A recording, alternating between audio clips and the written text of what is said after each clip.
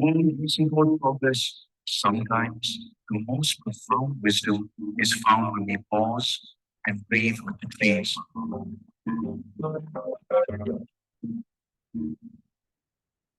The union of yoga and nature invites us to return to our roots. Just as a tree stands rooted, drawing nourishment from the earth and offering shade, oxygen, and life, a yogi too is rooted in stillness, drawing energy from within, radiating peace, compassion, and balance to the world. A tree does not strive to impress. It simply is a silent observer, a presence that mirrors the corrosion, the witnessing consciousness in all of us. In stillness, in awareness, both the tree and the yogi watch, not to judge but to understand.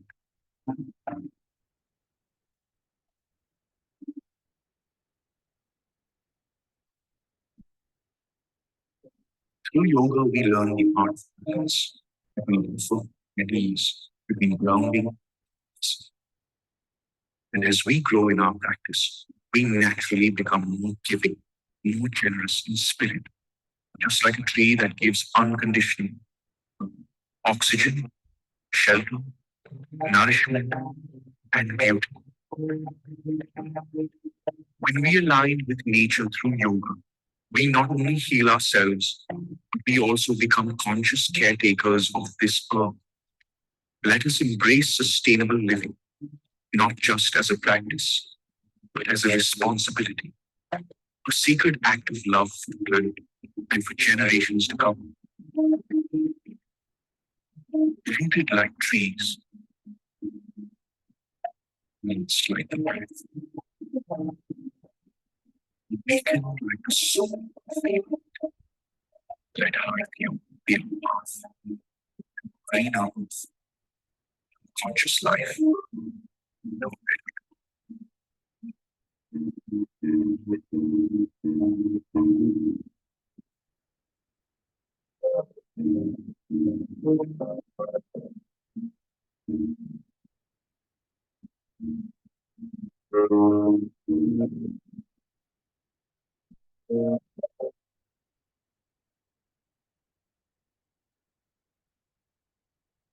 I think it's 5:30, so we are good to go. Yes, everyone. Yes, yes. Guruji, are we good to go? Namaste. Namaste. Namaste and warm greetings to everyone joining us from across the globe. It is my honor and privilege to welcome you to the Yoga Bandhan International Online Symposium, a signature event of the International Day of Yoga 2025, jointly organized by the Institute for Salutogenesis and Complementary Medicine, Sri Balaji Vidyapeeth University, Pondicherry, and the Department of Yoga, NSHM Knowledge Campus, West Bengal. This symposium is proudly supported by the Ministry of Ayush, Government of India, and the Indian Yoga Association. I would invite all of you. Let us start with a small invocation, sitting in a comfortable cross-legged posture or, wherever you are sitting, keeping the spine nice and tall, gently introverting our awareness inwards, maybe to our breath, and just focusing to the normal inhalation and exhalation for the next 5 rounds. Just centering our mind, calibrating our energies, and mentally preparing for this amazing lineup of yoga leaders from across the globe that we will be hearing in a couple of moments from now. Let us start with 3 rounds of the Pranava chant. So take a deep breath in, all those who are interested to join me.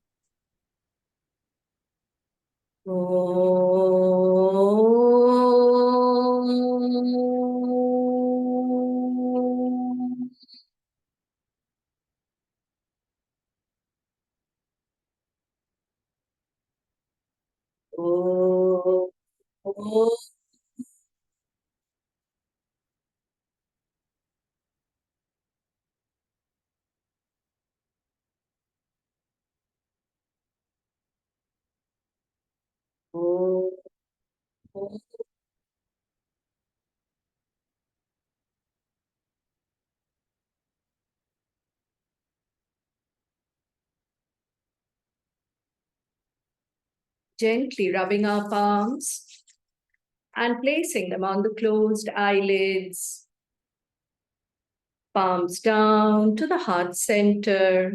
And with a couple of blinks, gently open your eyes. Namaste and a warm welcome to all of you once again.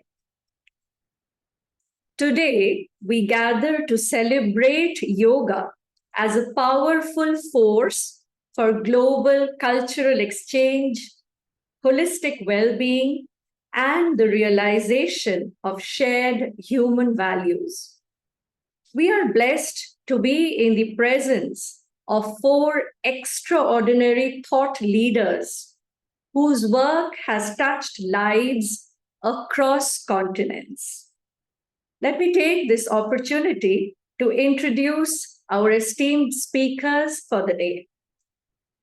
My beloved Guruji, Dr. Ananda Balayogi Bhavanani, an eminent Indian Yogacharya and authority on integrative medicine, serves as the director and professor of the Institute of Salutogenesis and Complementary Medicine, ISCM, at Sri Balaji Vidyapeeth University, Pondicherry. He is the research Acharya, the residential Acharya at the International Center for Yoga Education and Research, ICYER. A gold medalist medical doctor, a prolific researcher, a Rishi Putra, proudly carrying the lineage of his illustrious parents, an accomplished Indian classical dancer, singer, choreographer, and most importantly, a spiritual practitioner. His work bridges ancient yogic wisdom with modern medical science. My philosopher, my guide, my guru in a true sense. So blessed to have you in my life, Guruji. Pleasure to be with you today, and thank you for the kind words. My dearest Eddie Stern, joining us from New York, USA. He is an internationally acclaimed yoga teacher, author, lecturer, and researcher, deeply rooted in traditional classical yoga. He is known for his pioneering work in yoga, neuroscience, and public health, making the practice accessible and impactful in modern urban life. Famously known as the yoga guru of Dr. Deepak Chopra and a host of Hollywood as well as Bollywood celebrities, Eddie has always been a pillar of support to me and my work right from the very beginning when I dared to start yoga education academically. A big warm welcome to you, my beloved Eddie. Thank you, Anandji. It's a joy to be here with all of you. My beloved Pujya Swami Sevananda Saraswati. Words are very less to, explain what I feel for you. A senior monk of the Parmarth Niketan Ashram Rishikesh, he is a dedicated proponent of spiritual ecology and yogic service. With years of spiritual sadhana and seva, he brings deep insights into yoga as a way of life and a means to harmonize humanity with nature. I still remember the first time I stepped at Parmarth Niketan to offer my teachings as seva there. I was naive, I was scared. But Sevanandaji with his bright, illuminating smile just lit up every part of my being. He made me feel so comfortable.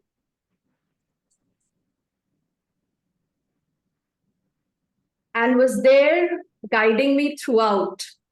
Thank you, Swamiji, because you truly made me feel Parmarth as my Himalayan home. A warm welcome to you today. So good to be here. Thank you.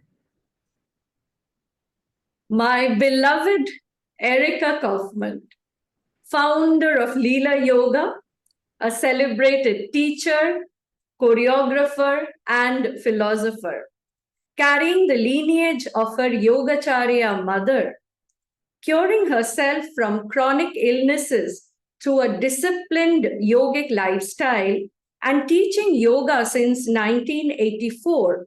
She holds the highest national level of a registry with Yoga Alliance.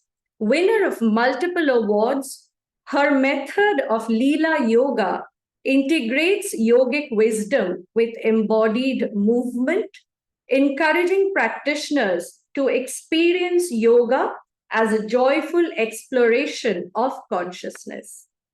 I remember meeting her many moons ago, once again at Parmarth at the International Yoga Festival.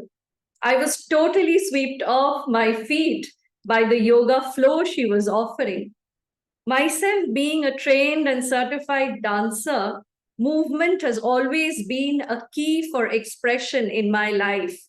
And I really, I still can't forget that first class that I was there, with you. Truly blessed to finally have this opportunity to have you with us today. A warm welcome to you, Erica. So marvelous to be here and to see you, to be with everyone. Namaste. Together, these visionaries, world leaders, will illuminate the theme of Yoga Bandhan, how yoga binds us in unity across borders and traditions in a shared journey towards health, harmony, and higher awareness.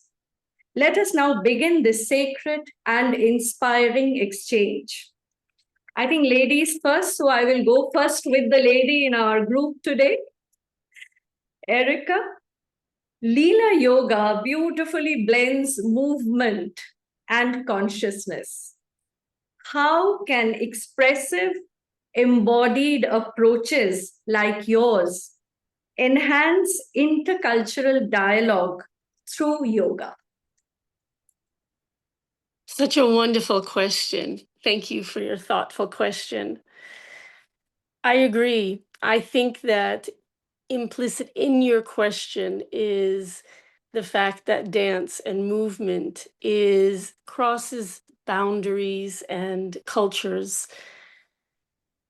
I see the body as an expressive vehicle of the subconscious mind. Body language becomes the subconscious manifestation of what is inside of a person.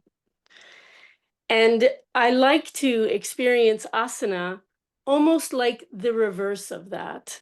So if in asana we are placing ourselves in a particular orientation, physically, focus-wise, energetically, then we start to embody that energy and that quality. So that becomes something really interesting because that's something we all share. That's something across continents and cultures and ages. We all share. We all have that dominant subconscious aspect of ourselves that tends to lead our lives And often we repeat negative things to ourselves subconsciously. Whether I'm teaching in Europe or Asia or the Americas, wherever it is, I've noticed commonalities. People come together to yoga with these common desires to feel better physically, to feel better emotionally, to feel better in their place in the world. And this is universal. This transcends the particulars of culture.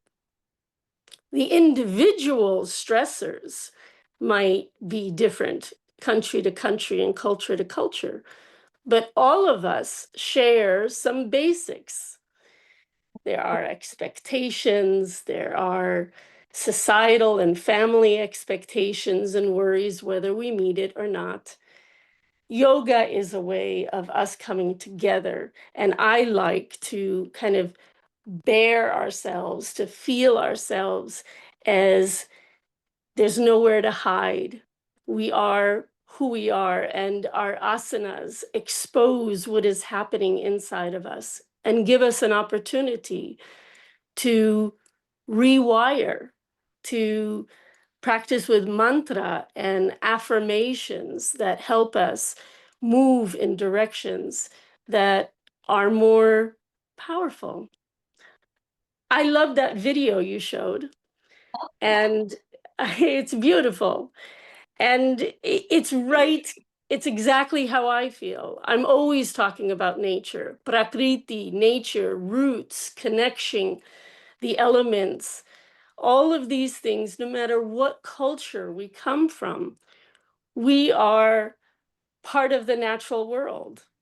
And in modern life, we could feel so separated, and we could feel like our particular problems or challenges dominate. They dominate our attention. But when we can come together in our diversity and sit in our commonality within the practices of yoga, revealing what needs to move within us, revealing the beauty and revealing what has been blocked, it gives us together an opportunity to rise into an unencumbered beauty, a beauty that isn't just the look, it is the experience of the energy, the prana. Absolutely.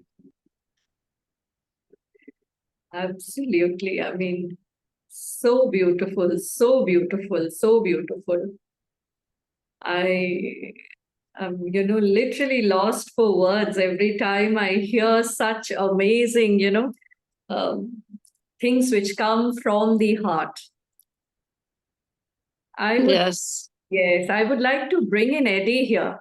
Eddie, would you like to add on to what Erica has been sharing? Because you have been a master when it comes to asanas and movements. I don't know for how long I have admired his postures, the perfection with which he does it, and the finesse and the simplicity. Right now, sometime back, he sent me a WhatsApp, and I was like, this is someone who's still so humble. I mean, it's such a blessing. Eddie, would you like to come in? Yes, I really liked what Erica you said about the body being an expression of the subconscious mind, and how you sort of reverse engineer backwards with asanas to access that level for healing and transformation. I thought that was really beautiful. And Thank you. so often we think about, and definitely the world of yoga promotion is going to highlight the superficial aspects of postures and how people look and dress and what they eat and all of that, and don't make these clear linkages to the underlying purpose of why we're doing these things, which is, of course, to have something about our essential nature revealed to ourselves so that we can grow and learn and change and then share those things. So that was really beautiful what you said. I really enjoyed it. Thank you. Thank you, Eddie. So, I will ask Eddie this question. You have taught yoga to several, in fact, you teach to several high profile celebrity students. Now, I can't not ask this question to you. Now, this has helped bring yoga into mainstream global awareness. We can't deny the fact that, when a celebrity is practicing yoga, it does affect the common person. How do you see this celebrity influence shaping public perceptions of yoga?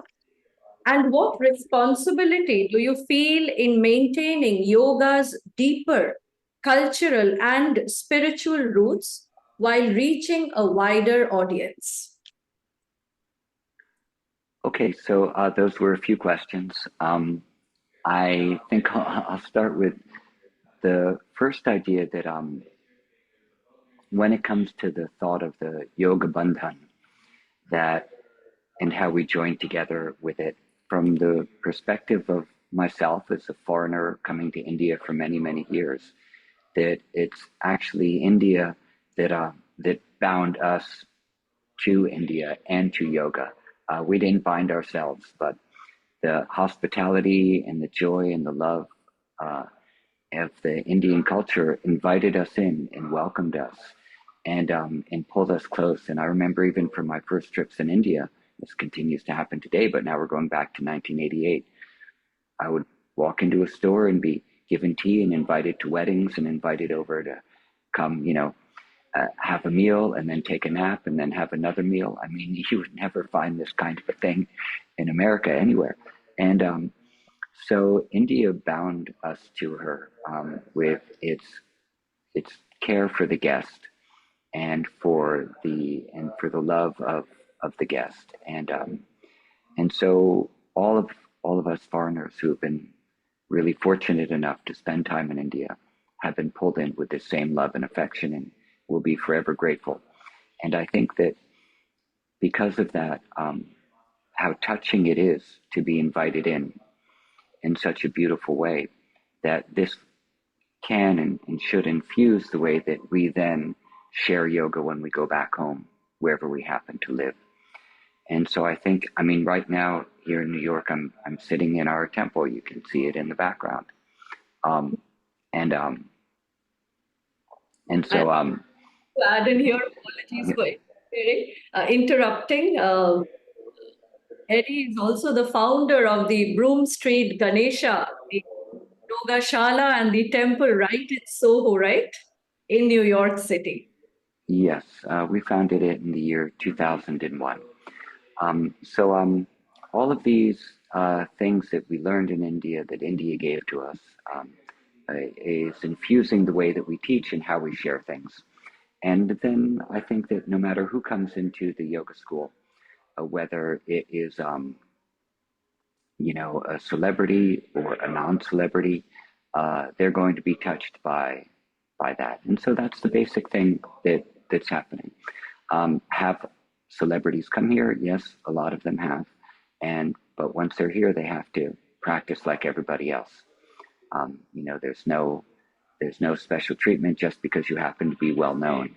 If you're not, being effortful and enthusiastic about doing whatever the sadhanas are, you're not going to stay here. You're going to go off somewhere else.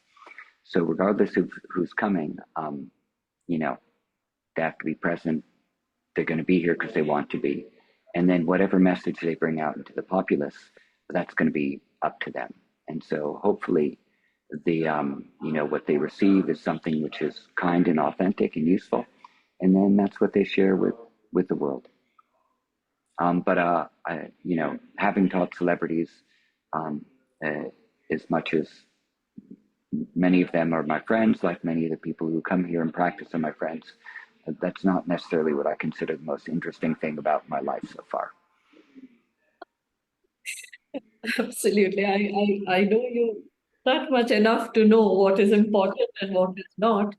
I want to bring in Swamiji out here because Swamiji, just adding on to what Eddie was saying, he was someone who kept coming back to India, taking in from the Indian culture and, pouring it out into his, where he stays. Swamiji Sevanandaji, on the other hand, you chose to stay back, adopt our culture, take up a spiritual life, and serve the Indians.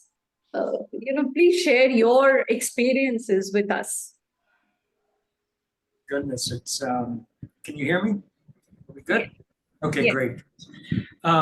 It has been an absolute miraculous journey. It truly has. My life in America ended about 6 years ago, and it just originally I was going to go to South Africa and teach English as a second language to underprivileged kids in Port Elizabeth. And as Puja Swamiji always so beautifully shares, when Ganga calls you, you must answer. And Ganga called me. I mean, I went for an Ayurveda course. I was looking for an Ayurveda course. And of course, that all takes place in Kerala. It doesn't take place in Rishikesh. And yet, when I went searching for courses, the only thing that came up was Rishikesh.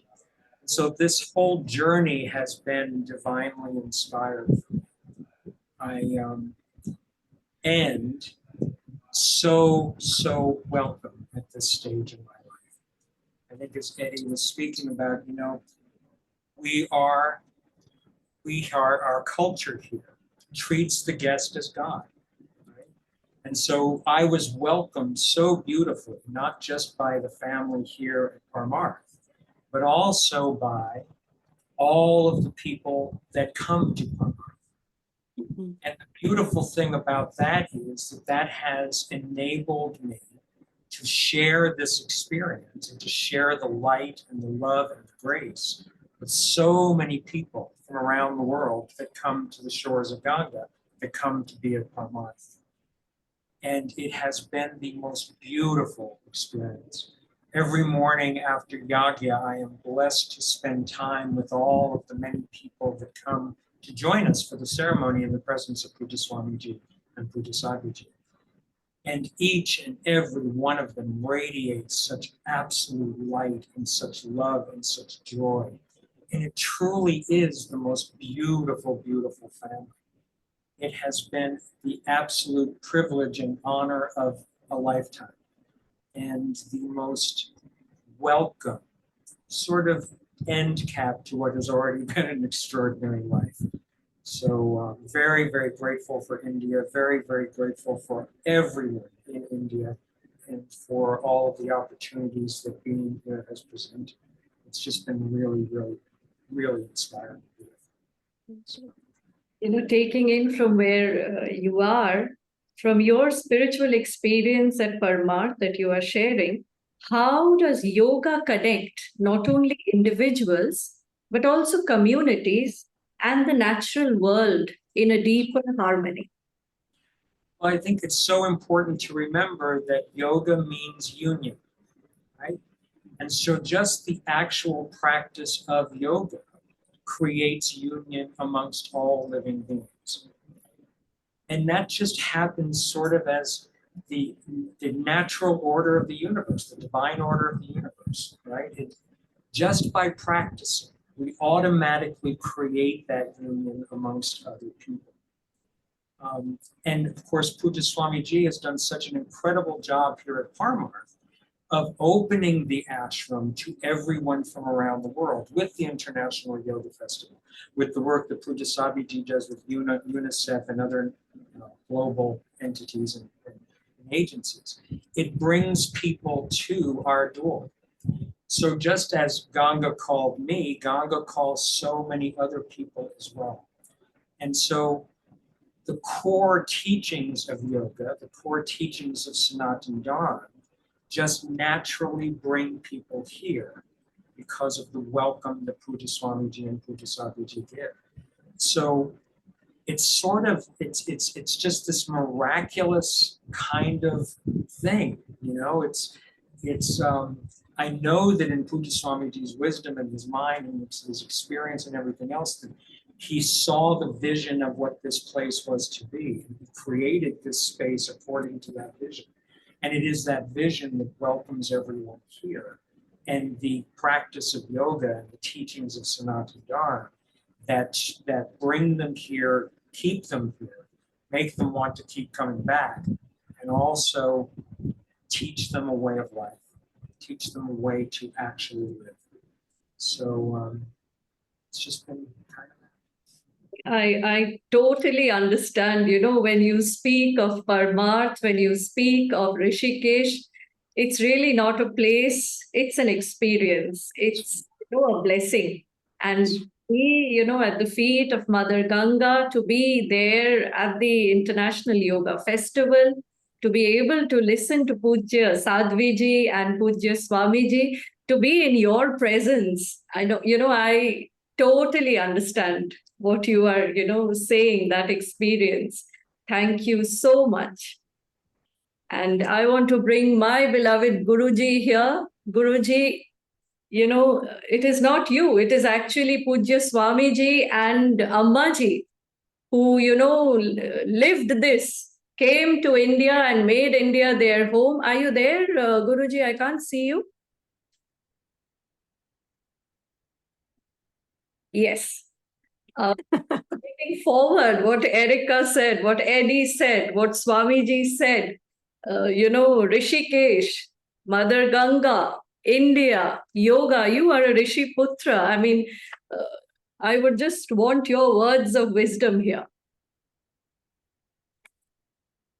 First of all, namaste, and thank you so much, Anandi, for putting this together and taking up my request for a Yoga Bandhan event to be supported by Ministry of Ayush, Government of India. The Government of India, over the last decade, has made sure that yoga counts all over the world. And, before the Yoga Day, I think being a yoga teacher was not such a high-profile job description. But our Prime Minister, the Most Honorable Modi ji, has made sure all yoga teachers can stand up and say, I am a yoga teacher, and the world starts to understand the respect they deserve. So first of all, my gratitude to our Honorable Prime Minister, who has given yoga and the yoga community the respect it deserves. Indian culture and yoga cannot be separated. To separate Bharatiya Sanskriti, Indian culture, from yoga is to be left having the body but not the spirit. Without the Indian culture, yoga looks like yoga, but is what I call autopsy yoga, jada yoga. Because there's no life, there's no prana. The prana of yoga is sustained by the Sanatana Dharma. And Sanatana Dharma is not a religion as such, it is a way of living with the highest ideals, where the ideal becomes real. And this is where the philosophy of, high thinking and being grounded in our living is what yoga is all about. We cannot say that we are doing yoga as such, though many of us use that phrase that we are doing yoga. We have to become yoga. We have to be yoga. And yoga is indeed a state of being. If you look at the whole of the Yoga Sutra of Maharishi Patanjali, which is the core text of yoga, gives us the framework of the Yoga Darshana. Yoga is not something you do, but is the process that enables a state of being to manifest. So in that context, yoga is both the means and the end. When he talks about asana, Patanjali doesn't list Shirsasana as the head asana and Sarvangasana as the queen asana. That came much later. As far as Maharishi Patanjali goes, asana is a state of being where you are at ease with yourself and have come into a state of inner stability. The external asana enables that internal asana to manifest. Again, pranayama is not breathing exercises. Pranayama is a state of being where you have transcended the need to breathe anymore, You have transcended the dependency on the breathing process that is governed by the survival instinct, abhinivesha klesha. Again, ahimsa is not killing somebody or restraining yourself from punching somebody in the nose when you feel like doing it. Ahimsa is a state of being where the thought to punch them doesn't arise in you at all. Right. Because you have come into that inner stability. So I think the first and most important lesson we all need to take to the world is be yoga, don't do yoga. And that be yoga implies presence. The best gift you can give anybody, the best present you can give anybody is your presence. Because when you are present, the divine is present through you. Ayam me hasto Bhagavan, ayam me Bhagavan. Ayam me pado Bhagavan, ayam me Bhagavan. My hands are the divine, my feet are the divine. My body is the divine. My thoughts are the divine, my words are the divine. So when my presence is given to someone as a present, I am manifesting the divinity in human form. I think this is where I would stop for the first part of my answer. Wow. I mean, I'm always in awe, and I'm sure everyone else is in. And, the exact reason why I call him my Guruji, because he literally throws light on areas which, I fail to understand. And I'm like, it makes so much sense. No, I won't let you go so fast. My first question to you would be, as someone who's deeply rooted in both traditional yoga and modern integrative medicine, how do you envision yoga contributing to the global model of salutogenesis and preventive healthcare? Well, first of all, I must acknowledge the presence of my divine guru, Professor Madan Mohanji, who is with us today. Madan Mohan sir is a pioneer of bringing the traditional science and art of yoga and integrating it with modern medicine through his phenomenal work at JIPMER, Puducherry, where he, in 1983, published one of the pioneering works with Swamiji on Savitri Pranayama and Shavasana. Sir was the first to bring yoga into the medical curriculum at JIPMER, then at Mahatma Gandhi Medical College of Sri Balaji Vidyapeeth, then at Arupade Vedu, and he has been my one and only boss at work, and I have been really, really fortunate to work under him for the past now nearly 3 decades since, 1999, 2000. So thank you, sir, for being with us today. Means a lot to have you join us. When we talk about the integration of yoga with modern medicine and healthcare, I must reiterate that we are not just wanting to add new techniques into healthcare. So it is not that instead of an antihypertensive, let's prescribe Shavasana. And instead of an anti-diabetic, let us prescribe a twisting posture and Viparita Karani. That is not what we want to do. We want to change the whole paradigm. And this is why you need to infiltrate the system, which is the healthcare system, with yogically oriented, health-mindful young doctors.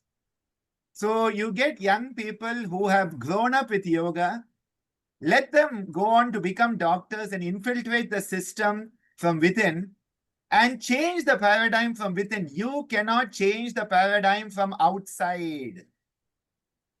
And the paradigm shift that I'm suggesting is from pathogenesis, which is an orientation towards disease, to salutogenesis, an orientation towards health, well-being, and wellness. Healthcare has no health left in it anymore. In fact, as a dear friend told me recently, healthcare has become a health scare. It is so scary. There's no health in it anymore.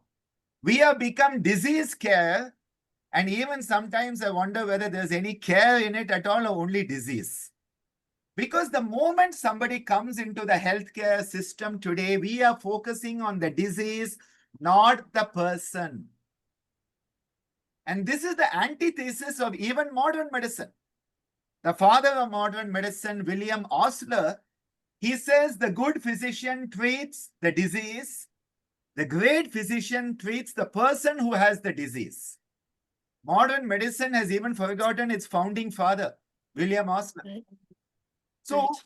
there's no health at all. It is totally today disease oriented. What is your disease? What can I do to mitigate your symptoms and send you home? And of course, make sure it is covered by health insurance. This is the whole system. It is totally about balancing the account sheet. Health care should have two components. One is health, the second is care. Now, if you are not having care there, don't call it health care. And if there's no health, again, don't call it health care. So this is where yogic perspective can give so much to modern healthcare, not just add-on techniques. Because today, what I find happening in the name of yoga therapy, yoga chikitsa, we are just adding a few techniques to the modern medical prescriptive list. And that is not yoga therapy. That is at most what I call yogopathy. Yogopathy is replacing, medical prescription with yoga techniques. Are we looking at the root cause analysis? Are we approaching the person as a whole person? Are we giving that human being the three most important things that every human being wants? What are those three? They want to be respected as an individual. They want to be valued as an individual. And they want to be loved as an individual.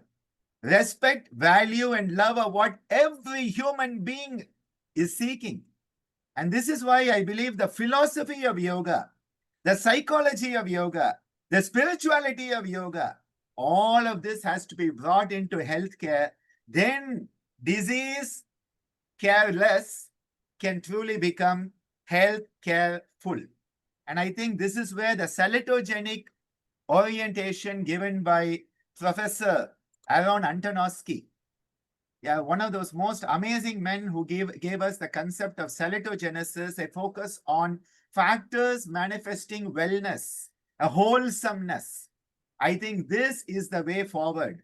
And to this extent, for the last 15 years, 16 years at Pondicherry, through our institute and a healthcare system, we are showing it is possible, it can be done, and it can be done successfully.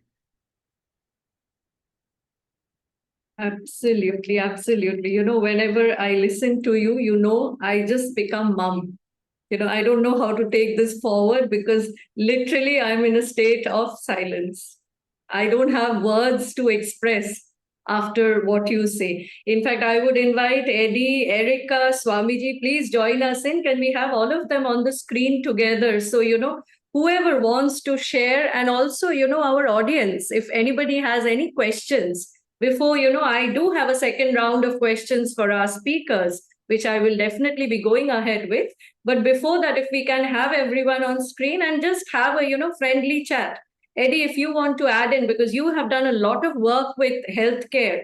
Erica, you have also done a lot with your own health as well as others. Swamiji, of course, I don't have words to express what you do, when someone comes, that warm hug that, you give everyone. Sitting below that tree, just watching you. I was telling Guruji, yesterday I was telling him that just the radiance on his face, that's enough to, feel, make someone feel at bliss. So let's have everyone on the screen and let's just have a friendly chat. And if anyone has questions, please feel free to raise your hand. We will go over and take some questions. Great. That was amazing, Dr. G. Thank you so much. Fully agreed that, in order to make changes in society, there needs to be some bold vision, and the bold vision has to be completely different than the current operating systems. And that takes some time. And definitely we see in America, there's a tremendous amount of yoga research being produced.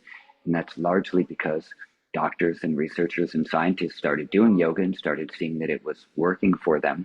So they wanted to maybe think about why that was and how that was, and started diving in. So this huge volume of research has been appearing over the past decade or so.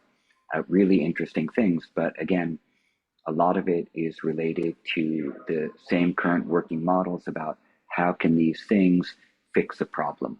And we're not looking at fixing the same car over and over again. We're looking at building an entire new thing, which is in lifestyle, which is essentially what we're talking about, is a hard change to make for people when there's so many easier things that are given to them that aren't necessarily good for them, whether it's fast food or fast drinks or fast living or shortcuts around knowledge or around whatever.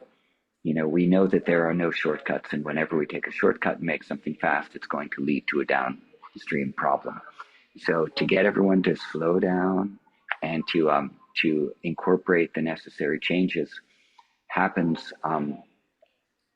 a lot through education and through teaching young people from early on to inhabit these ideals and these thought systems and these ways of living, and then that becomes completely normal for them. They don't want to do those other things. I see a whole generation of young people in New York who now are completely disinterested in social media. They don't use it because they see the harm that it brings to their mental health.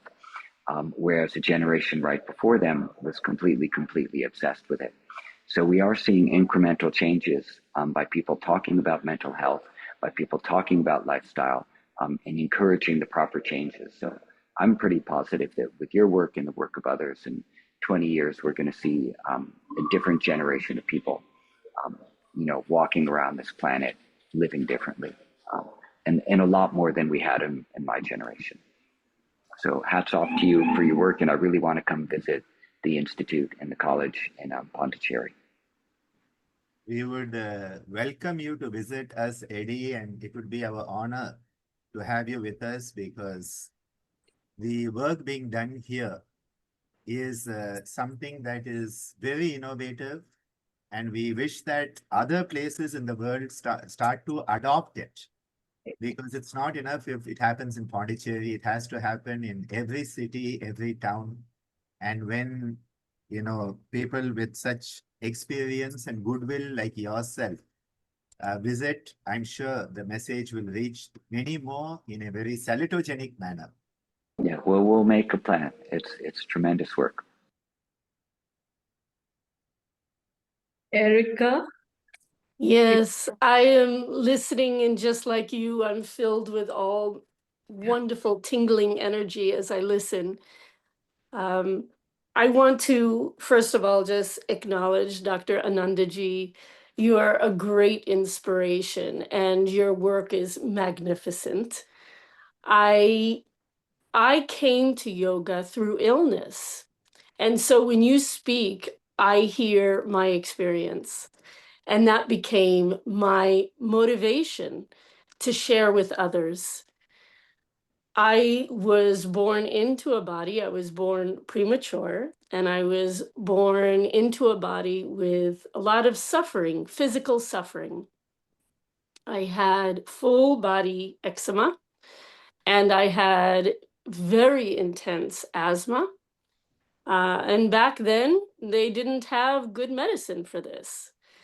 My mother was influenced by Indian philosophy, and she was very interested in Krishnamurti philosophy and reading, and through him, she learned about Krishnamacharya and yoga, and then turned toward her daughter, me, and started to share, to the best of her ability, her understandings of yoga. It didn't even stop there. When that was at age 9, I'm 61 now. At age 13 or 14, Dr. Clayton McCracken, a medical doctor, he became my meditation teacher. So when you talk about the union of medicine and yoga, that is how I grew up. And once I was introduced to yoga, I no longer saw myself as a victim. I no longer saw myself as somebody who was helpless and waiting for the remedy, whether it's a pill or a treatment or something from the outside to me. Yoga taught me a peaceful place. Yoga taught me the power of mantra, of repeated belief deep within, of goodness, of potentials, of growth, of health. That's what yoga taught me. So my love for yoga and for India was absolute. From a child, I was hooked on this. And then very quickly, as I became an adolescent and a young adult, I started to see others in the way they were suffering and interested in sharing it. Now I find as a teacher, Eddie, you're talking about like this evolution and revolution that's happening with the people making different choices, seeing that social media maybe doesn't serve themselves, or seeing that the medical world has been too narrow in the way they see us, see the person. They don't see the person. They haven't seen the person. They've seen the dis-ease instead of knowing that there is ease in that person and how to liberate that ease. Now I find, as a teacher, I find that I have students who are doctors. I have students who are nurses. I have students who are reverends. I have students who are in the care field. And they themselves are practicing yoga and bringing it into the way they share their profession, the way they share.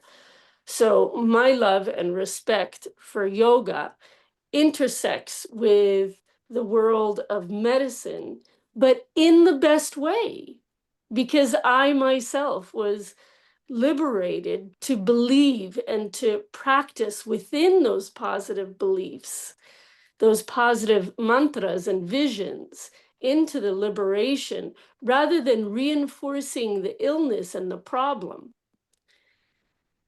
I am motivated now and continue to be to work with people like you, Dr. Anandaji, and others who are interested in that beautiful union of helping see the whole person, the whole person. And I'm not against Western medicine. I'm not against, an inhaler. I am just interested in empowering the individual to help them expand into their potentials. And it's a great thrill to see the students who are coming to me who are interested in that and how they're incorporating it in their professional work. So beautiful, Erika. What you said is that we need to find the best of both. I think this is the tough part, because often we find that people take the worst of both. So, finding the best of both and taking it forward. Anandi, I think we can request Madan Mohan sir to just say a few words, because as a pioneer of this, I think, and having him here, sir, if you can unmute and say a few words, we would be so blessed, sir. Thank you, Dr. Ananda, for saying nice words about me.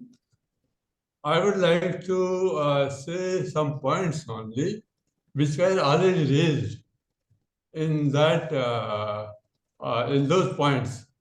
Firstly, you said that yoga is the Sanatana Dharma. And we know that the first book in the libraries of the world is Veda, Veda. That is known, well known. And yoga, all the rishis were yogis. So that point I want to confirm. The first book is Veda in the world, not a human. It is not of India. It's a global. The aim is global. And first lifestyle is yoga. And we also have first poetry, Ramayana, Valmiki Ramayana. It's all global idea. And also, ultimate aim of yoga is samadhi, as we know, dhyana and samadhi. What is samadhi? Samadhi is upasana. You become one with the divine, and divine is one. It's a narrative that Hindus have many this policies, so many gods are there. They are like devatas, but Paramatma is one Ishwar. What to say? But Patanjali is Ishwar. Ishwar is one. Devatas are many. We can be devatas. You can be devatas. Devata is the only one who arranges himself. So one Paramatma. Through that we become one. And that is experienced in Dhyana and Samadhi. When you become one, your consciousness is one with universal consciousness. You see everyone as same. That's what Veda Mantra there.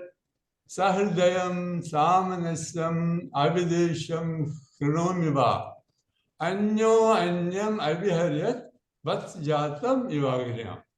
That Veda Mantra. That the Paramatma God says, I have created you, Sahridayam, same heart, Samanasam, same mind, Avidesham, without any desh, without any hatred. Anyo Anya, with each other. Abhiharyat, you deal with, like a cow deals with newborn baby. That's the love for each other. And this is emphasized by Ahimsa. Ahimsa basically is respect for life. And the Patanjali also says, it's not simply not killing, but do not have hatred. Ahimsa pratishaya tat sarida vair tyaga. You give up the vair, ill will. There's no ill will. So no question of killing. So these are the all universal, global concepts. And last time also, this is ultimately, it's not Hatha Yoga only. Now we are emphasizing only Hatha Yoga. When world knows what yoga is, they don't know what yoga is. They see only other asana only and movements only. Basic yam niyam, the points have been raised, and the Manaji said, the Gyan Yoga, last time she said, the Nahi Gyanena Sadrisham, last time, Manaji said, the Gyan, when knowledge is there, when you see you, when there's a lot of this darkness, misunderstanding, narratives.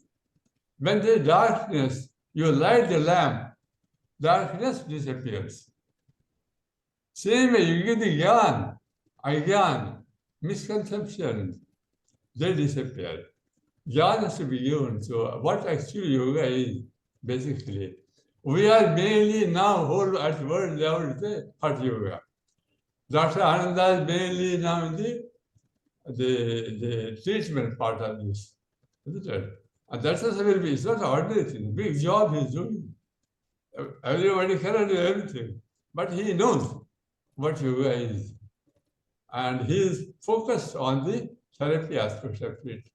So yoga is oneness of whom? Of at world level, global level, of humanity. Unity of humanity in one divinity, one Paramatma, Ishwar. He is our father, mother, not only father, mother, you know. Tame Mata Sipita Tameva Bandhu. He is our friend, father, mother, friend. And also, he says the unique friend, one in all.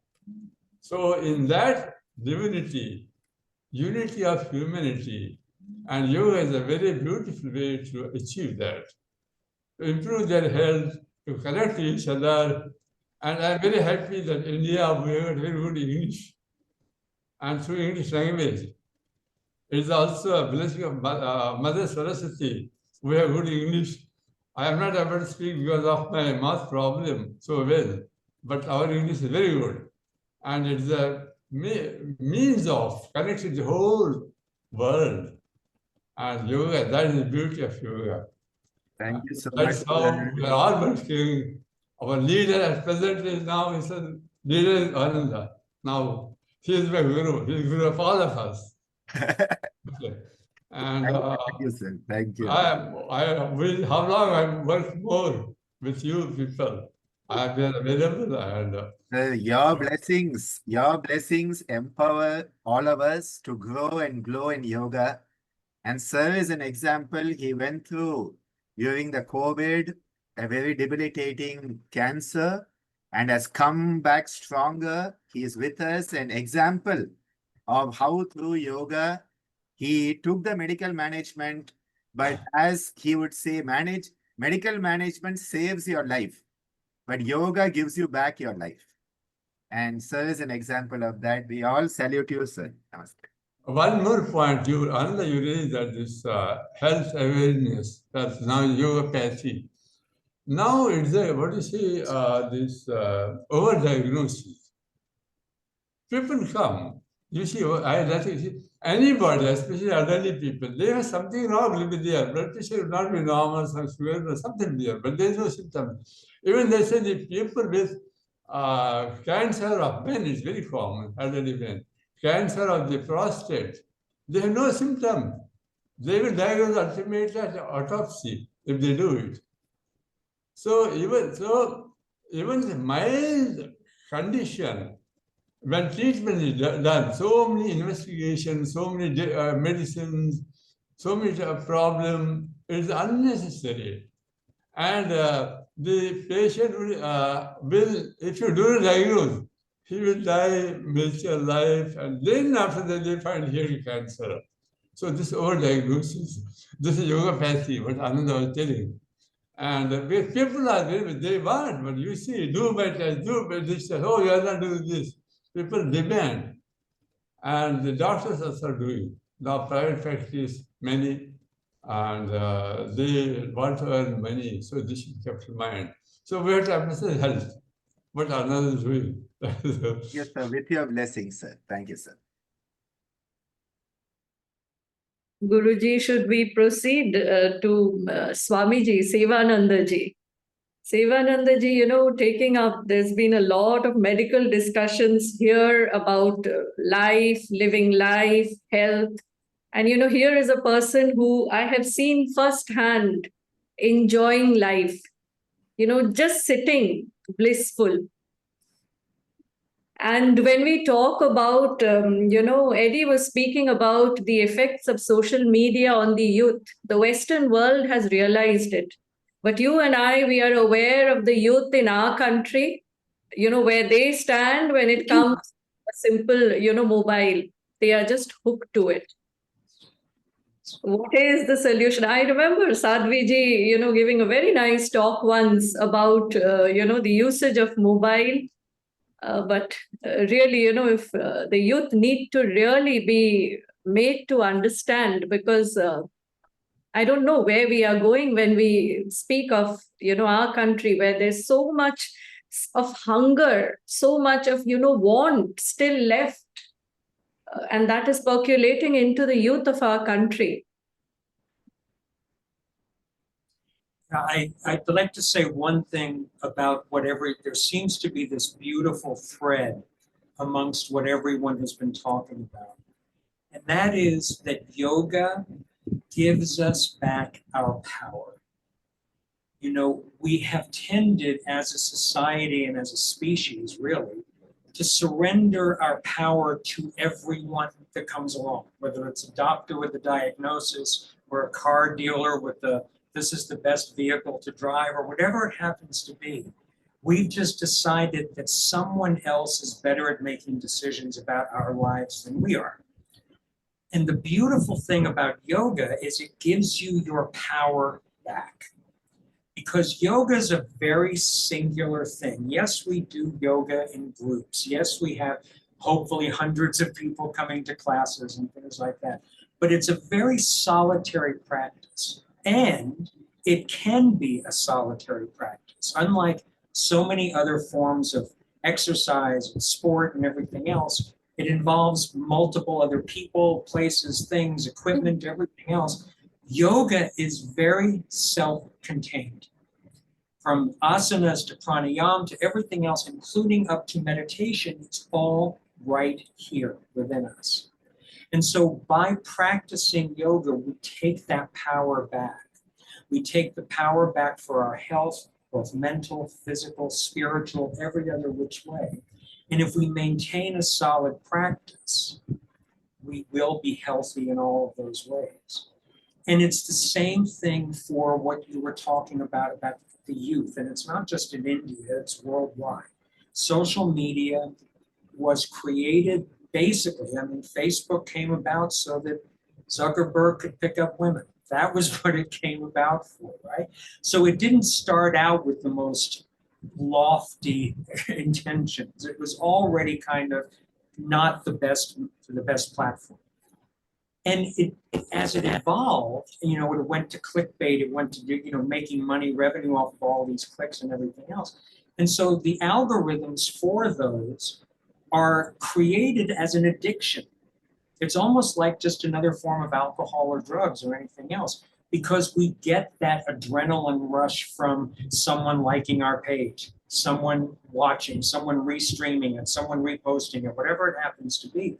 We get this adrenaline rush the same way we used to with drugs or alcohol or anything else.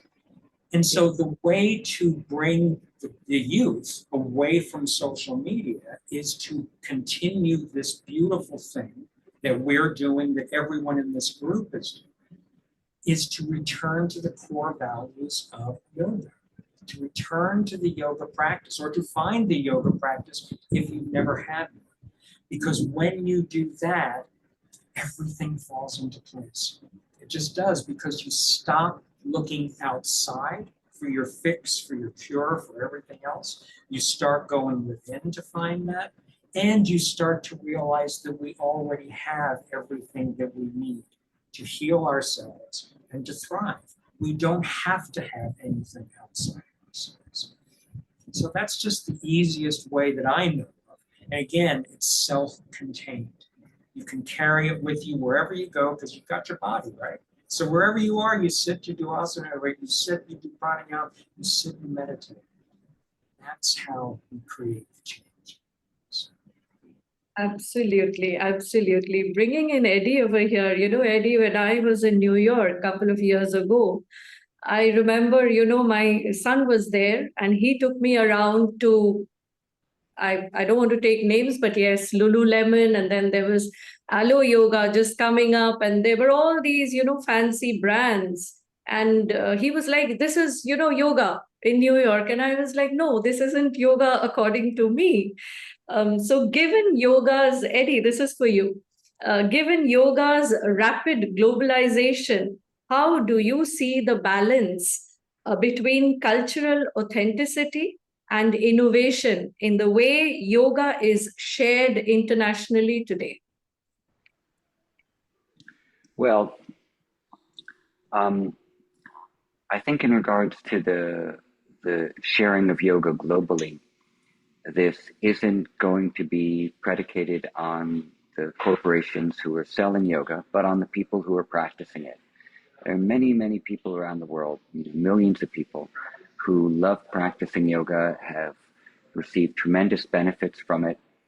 And these are the people who are sharing it and are teaching others and encouraging others to practice. The corporations that you just mentioned are encouraging people to consume products, but that's not really doing much to spread yoga. That's just giving people something to put on when they might go to a yoga class or another type of fitness class. So I really don't think that these companies have anything to do with the global spread of yoga. They're just providing outfits. That's it. You know, I've never had a single person come into my class who said, oh, you know, I really wanted to do yoga because I walked by a shop on Broadway and they were selling leggings and it inspired me to do yoga. And that's never happened. People are inspired to do yoga from other people who are practicing it and teaching it. And that's how it's going to continue to be. And it continues to spread and it continues to be influential. You definitely see that yoga has worked its way into the you know, the common, you know, culture of the West, in that, you know, you see yoga teachers in TV shows and you see yoga people practicing in yoga in movies, and so it's threaded its way into the culture. That's wonderful. That makes it something relatable to people and maybe gives a lower barrier for entry for a lot of people to come into it. But, just to reiterate, yoga is going to stay alive with people who love it and practice it and teach it. And it's always been that way for thousands and thousands of years. And all the products, they'll come and go. And hopefully there'll be less products, honestly, in the future, because they're not good for the planet.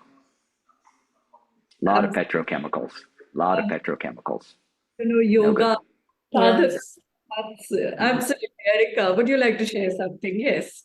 Yes, Eddie, when you were speaking, it reminded me of something years ago. Let me see.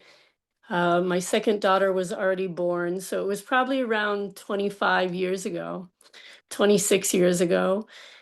Yoga was becoming more popular in the general culture in the United States. At the time, I was living in Cincinnati, and Procter and Gamble is based there. They called me in to their marketing group, and they invited me in as a yogi because they said it's come to our attention that yoga is getting more popular and we'd like to get in on it, and we'd like to speak to you and learn from you. What are the products that are needed? So they couldn't have invited a more opposite guest than myself, because my answer, of course, was that you don't really need products. And I remember in the United States in the early, let's see, even in the early 90s, yoga mats weren't even that popular. That all of those product things, they came out later. And but in that meeting, that was such a wonderful moment where I, as a person who practiced and taught and loved yoga and appreciated and understood the beauty of what it offers all of us, was in company with the people who wanted to sell the products and who had no understanding. I do think they probably do sell products now, but it's just nice to be reminded that we don't need the fancy things. Really, what we need is interest. Anybody who's interested will have the natural attention. And interest is a great motivator. So I'm also reminded, listening to you all speak, that there's been a lot of focus, as you were talking earlier about disease. There's also a lot of focus on our differences, like, who we are as different cultures and different people and individuals, and all of that emphasis, rather than a recognition of the foundation of truth, that we are made of the elements, that we are part of nature. All of this becomes a great unifying base for us to practice. So it just occurred to me that it's not only focusing on the negative in the disease, but also the negative globally. What are our, I respect differences. I think differences can be celebrated, not seen as a problem. Yeah, beautifully said. Beautifully said. And also in regards to, the idea of who comes to yoga, well, number one, you have to have interest. And if you have interest, that means you have the samskara to come to it. And also that the recognition that somehow you're suffering on some level. And suffering is a universal or global phenomena, we could say. Everybody suffers to some degree.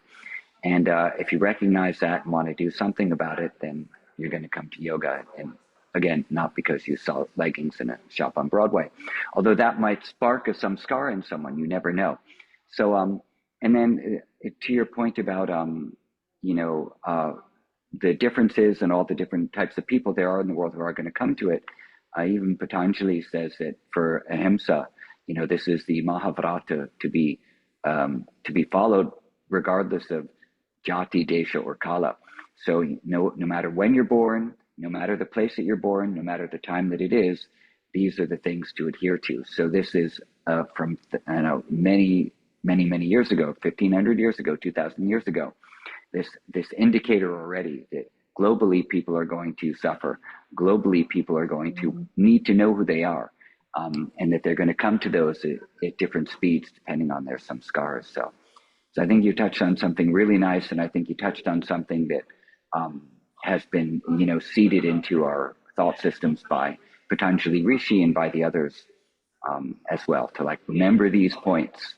Everybody suffers, and that's why access should be given to everyone to things that are going to help alleviate suffering, no matter what level they're suffering on. And not to hide it, not to be ashamed of it. Yeah, because it's a common condition. It's a common condition, exactly. And perhaps social media and these platforms, and our youth, I really feel for our youth, they've grown up with these filters and perfection, and therefore, stressors and suffering perhaps is something to hide, or they feel it to hide. So once we realize we don't have to hide, and we can relax and release and allow, so much more can open. Yeah, I love what you just said. Thank you. Yesterday, we had a Yoga Bandhan hosted by Shailaja Menon in Malaysia. And we were talking about diversity being an illusion because everything is unitive. But today, I think when you talked about perfectionism, I think perfection is also an illusion. Because, we know that we are not going to be perfect, but we want to be perfect. We know that we are not perfect, but we don't like others to tell us we are not perfect. And I think this is why the moment we let go of trying to be perfect, we'll become perfect. So I think this is the key is to let go of that want, and then it can manifest. So very beautiful to listen. These thoughts are just resonating so beautifully.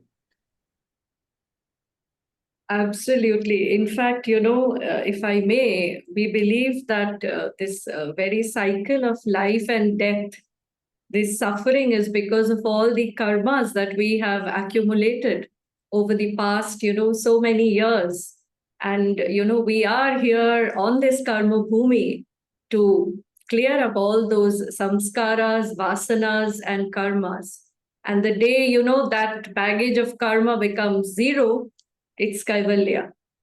And I guess as yoga practitioners, that is what each of us aspire in this life or in some life in the future. Taking this forward, Guruji, you often speak of Ananda. Ananda is your name. Pujya Ammaji named me Anandi, the feminine version of Ananda, bliss, the core goal of yoga. In a world of stress and disconnection, how can yogic practices truly awaken collective well-being and shared joy across cultures? No, I think the basic issue is that we have forgotten who we are. And that is the biggest issue we all have. In the Indian literature, we have a story of Narada telling Vishnu that, I am this great devotee of yours, always singing Narayana, Narayana. And he's so full of his fat, bloated ego that Lord Vishnu says, I better teach him a lesson, and says, Narada, can I have some water? I'm thirsty. Narada goes down to the earth plane. There's a nice well with all beautiful girls taking water out of the well, falls in love with one of them, goes to her house, gets married, starts a family, takes care of the farm, spends decades, in the world. And then one day there is a deluge, a flood. Everything is lost. The farm, the house, the kids, the goats, the chickens, the everything is lost.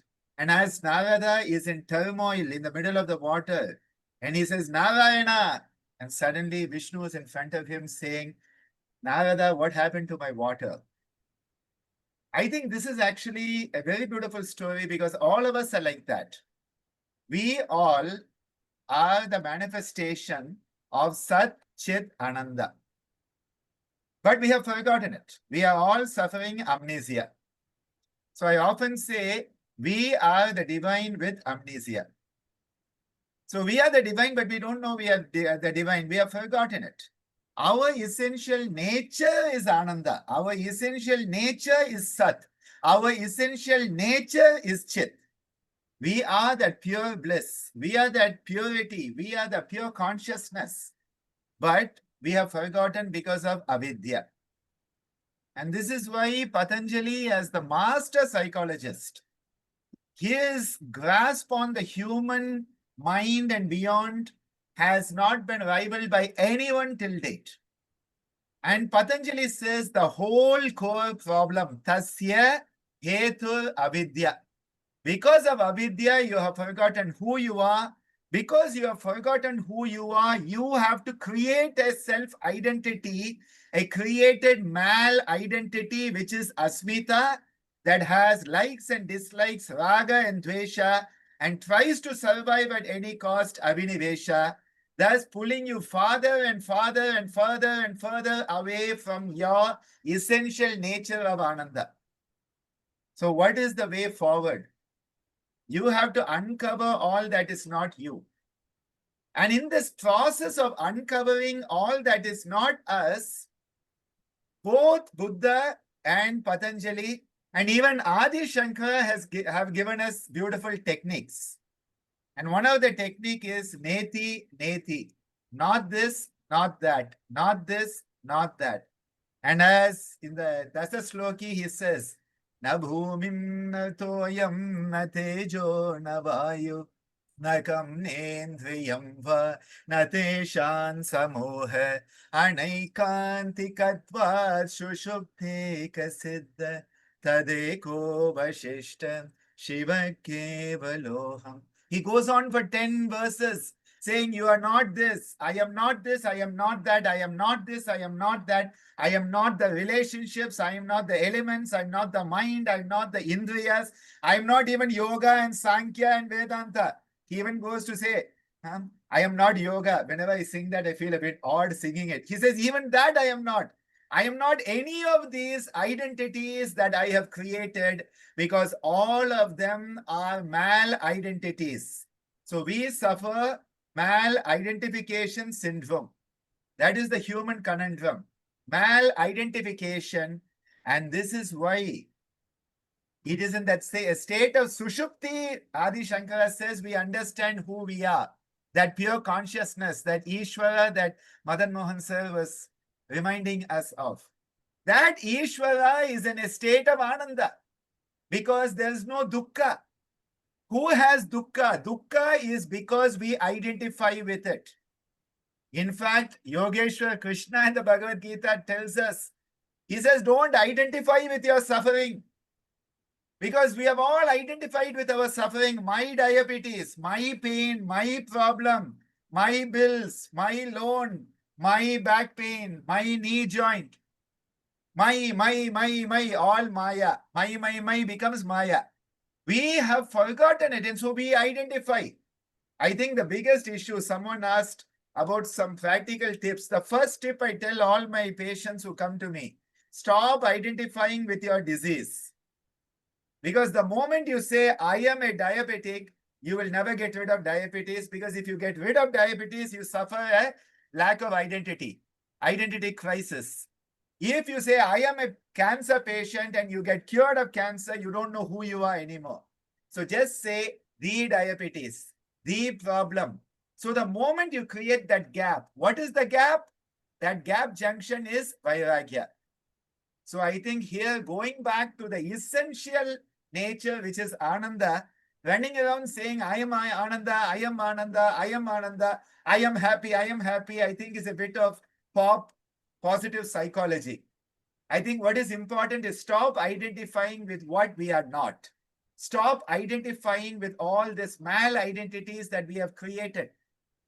Ammaji used to have the students do an amazing exercise.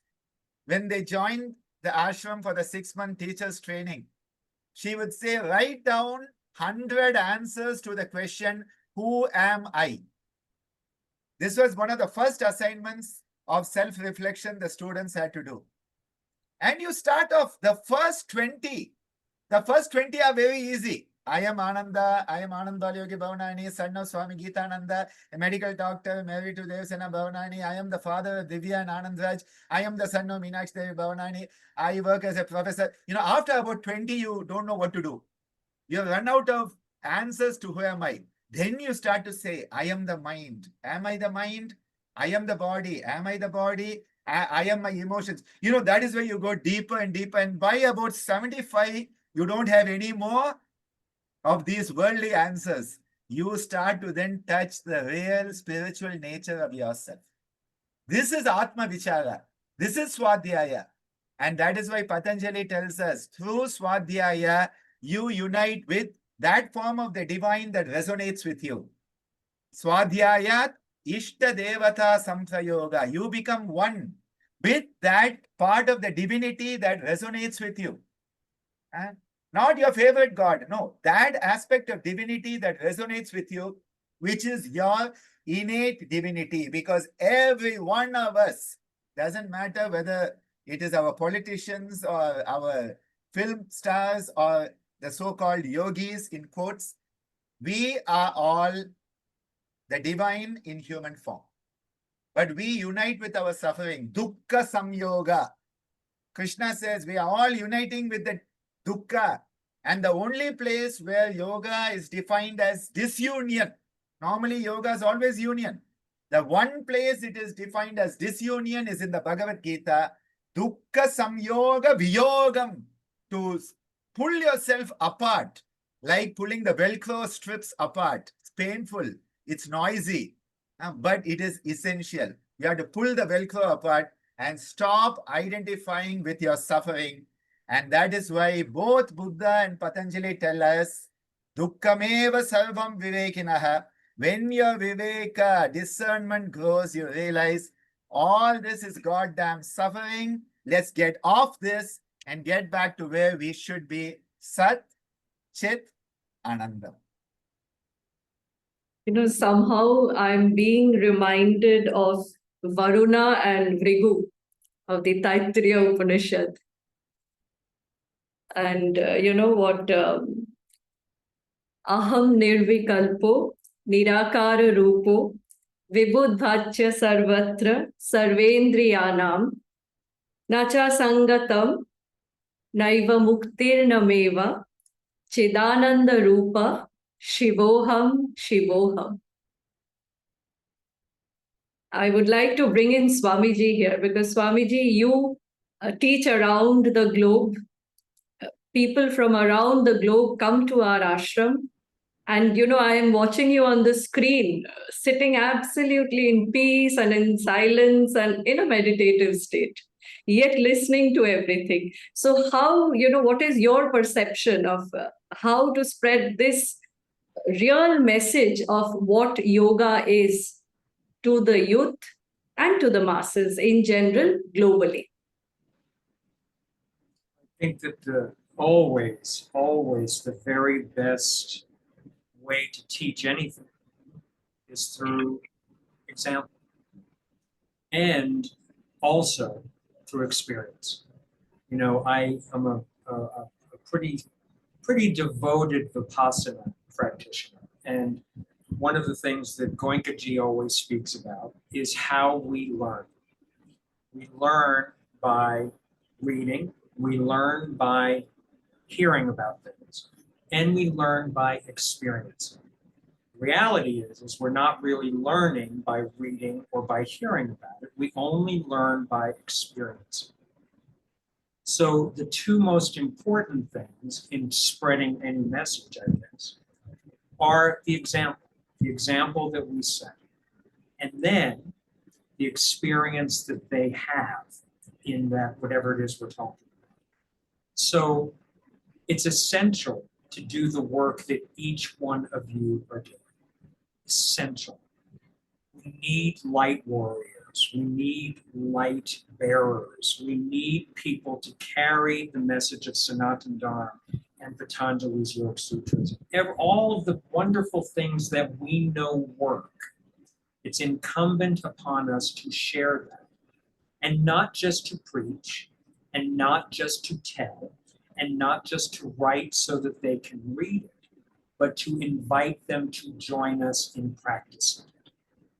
We've all mentioned that already. I'm just sort of recapping it really. But that's how we learn. And that's how the message is spread. It's actually allowing people to experience the deep connection and the joy and the anand that we get from these practices. It's one thing, I guess you share your story and that piques people's interest, but it's actually the practice that gets them hooked. And that's what we need, is lots more people being hooked. And each and every single one of you do such a beautiful job of that. With your asanas, pranayamas, all of the great teachings that you have. It's just extraordinary the work that you do. And we're all, I know personally, I'm just so grateful because it makes it easier for me to go and teach what I teach. So, but yeah, I think that's just experience.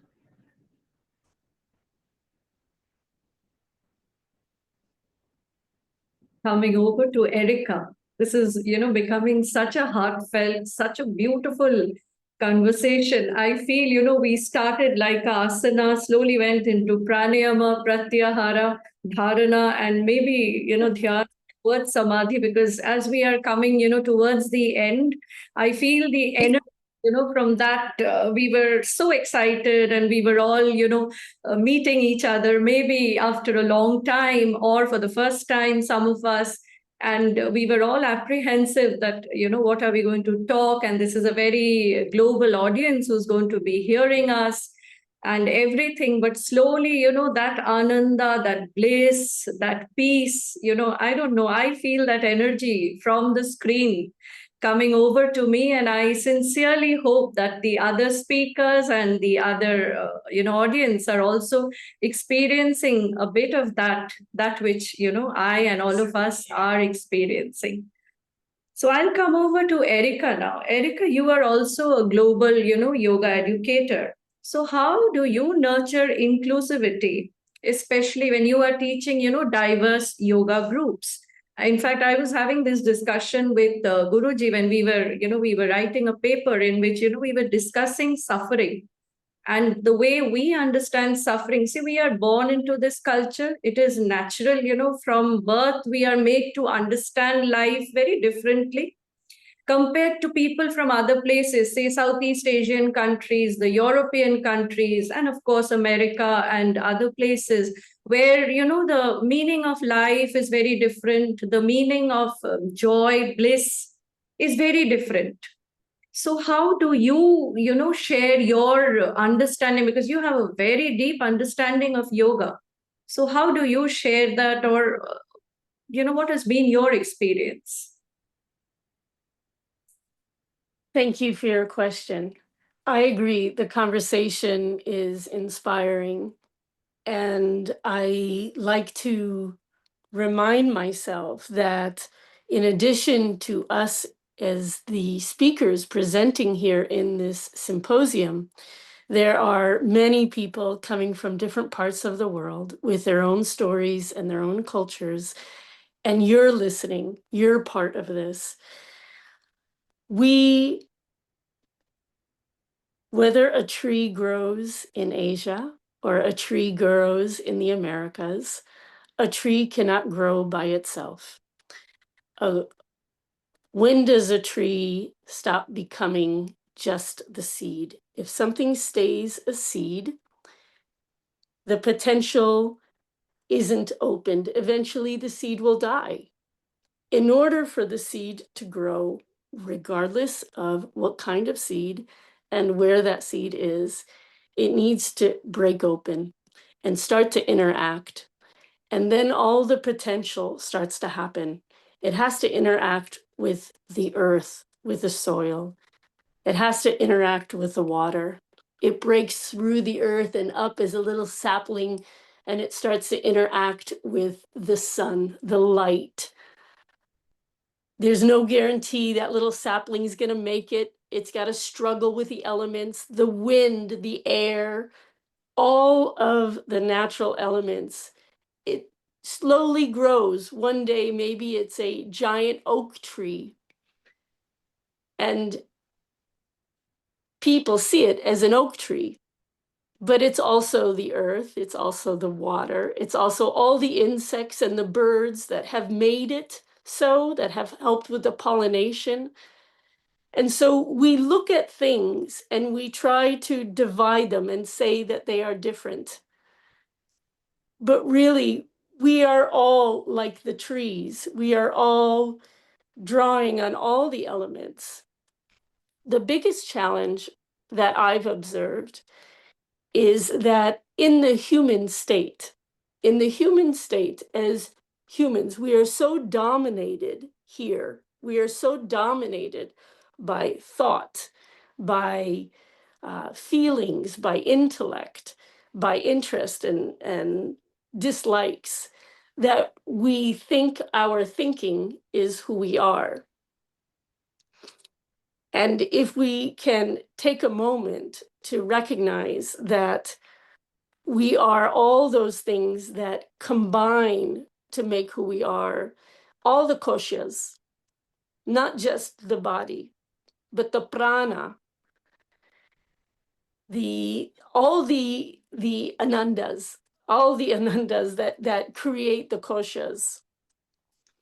And of course, spirit, the part of us that is pure and light, is something that we also all share.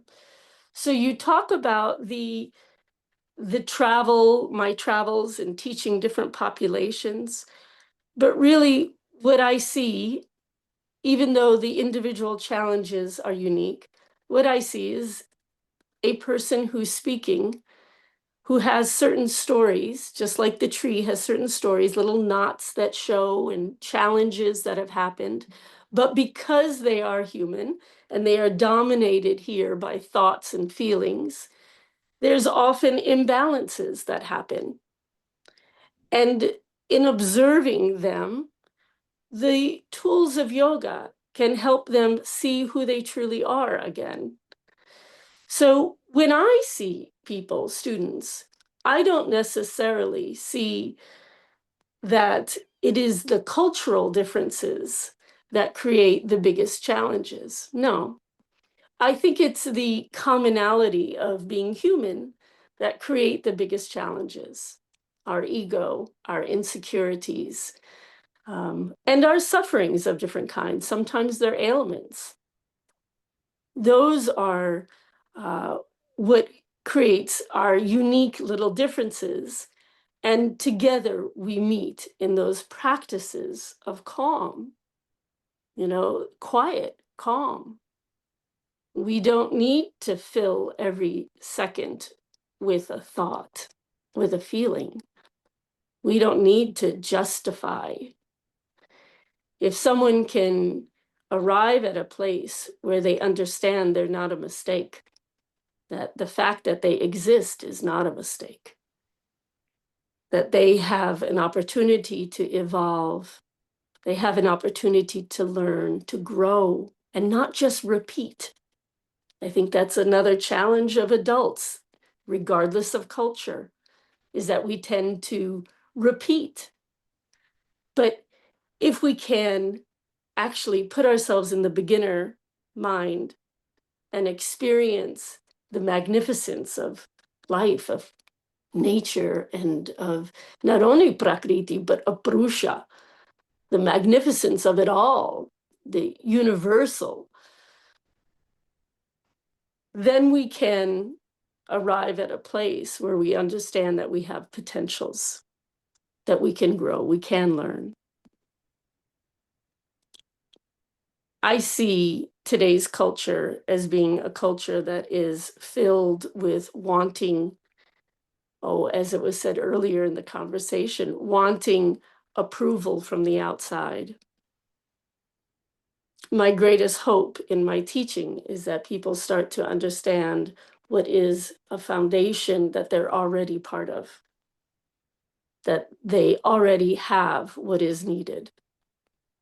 So yes, people come with diverse backgrounds, people come from diverse cultures, but who they are is foundationally first human, or as they come in their sufferings, it's foundationally first human. And then as they quiet their humanness, they could relax into their divinity, into the beauty, into the magnificence of what they also are. So I think the realizing that that is a commonplace that we meet.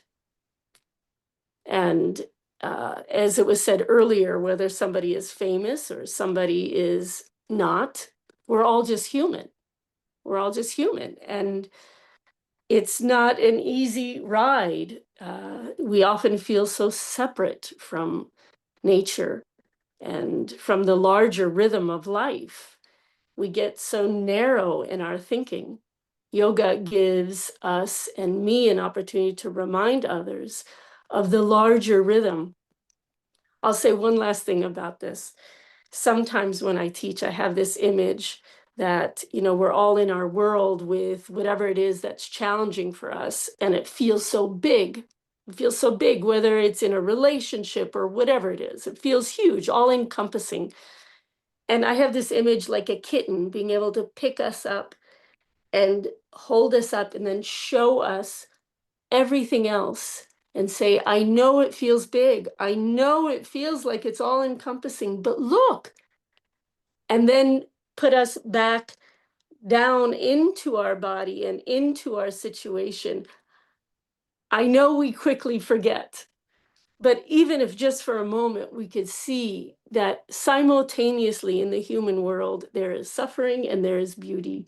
Where do we put our attention, and what results from where we put our attention? If we put our attention with fear, with suffering, what results? If we put our attention and our work and our devotion into the light, into exposing potentials and seeing the benefit of having healthy neighbors, not only healthy self, but healthy neighbors, healthy communities, then we all benefit. So I see individuals, I see their individual challenges, I see individual cultures, and I love differences in that way, and I celebrate. And I also see our commonalities, our common challenges as humans, our common tendencies, and the beauty that we can be in a calm quiet. And once you experience that, I think it has its own appeal, and people come to it more. Absolutely. And that is so profound, so profound. Yoga teaches us union, that we are all one.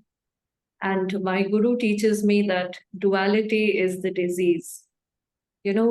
As a yoga teacher, in fact, I'll share a little bit, when I was just a yoga practitioner, not teaching, all my problems felt, huge to me. Slowly, as I transitioned from, I started teaching along with being a student, a lifelong student. I realized that when Patanjali is speaking about Abhyasa and Vairagya, those two dualities, just take 2 steps back and just watch the student, watch the person. Why is the person behaving the way he or she is behaving? And 99% of the time, as I always say, we are all extremely good at heart. We react to situations because we forget that goodness that we actually are. And I will share another thing. I had lost my father at the first wave of COVID. I was not allowed to visit him. I didn't have a last, conversation, and I was the only child, and he was in that, a ward separated in those days, how it was. I was in a lot of grief, and it took me a lot of time to actually come out of that grief. Having said that, in our Indian culture, when a person passes away, the body is burnt. And being a COVID case, I was not allowed initially, but of course, my husband helped. And so I was, allowed to see from a distance. The body was burnt, and the ashes were just this much, which was given to me in a traditional matka, in a pot, earthen pot. And at that point, I had this realization that, this that we feel is everything is just this much of earth. And the rest is like poof, it's space, it's just gone. And when I came back, he loved to read. He had a library of books, he had a huge table, his glasses, everything became immaterial, secondary. As long as we live in this body, we feel, we are the most important. This is the most important thing. Everything else, everybody else, is secondary. Somehow, maybe we have to learn to take 2 steps back. And that is, I guess, what yoga teaches us. And sometimes just watch ourselves. Why we behave, why we react, why we respond. Because, at the end of it, it's just maybe 70, 80, 90, 100, 120 years you are getting to live on this earth. So why not, make it a beautiful, anandamay, blissful journey instead of, grumbling and, finishing life and standing at the end of life and just repenting that, I wanted to do this, I could do nothing. On that note, I'll bring in my Guruji because I can actually go on and on and on with this discussion. I was just really, really admiring Erika. Thank you for putting into words things that can normally not be put into words. I think all of us on this call appreciate the way you have brought it into a manifest form. I was just reflecting as Anandi was talking about her father. And I was thinking, here on one end of the spectrum, we human beings think we are everything. But then when we look at the vast universe, we realize we are nothing. And I love these images which, go out into space and you have all these galaxies, and Earth is not even a grain, a speck in that huge picture, okay? Earth is not even a speck. And we are not even a speck on Earth. And yet our fat, bloated, stupid ego thinks we are everything. This is one illusion. The second illusion is that we get depressed about thinking about this and we think we are nothing. So on one end of the spectrum, we think we are everything. On the other end of the spectrum, we think we are nothing. And then the yogis say, well, you are both. You are everything, but you are also nothing. And this is why we have a system in the Gitananda teachings, which is called Yantra. And recently, Sangeeta and I ran a course on this, where we use the numbers as a tool to understand the universal matrix. And the 0 and 9. 9 is the largest of the numericals, which means everything. 9 means everything.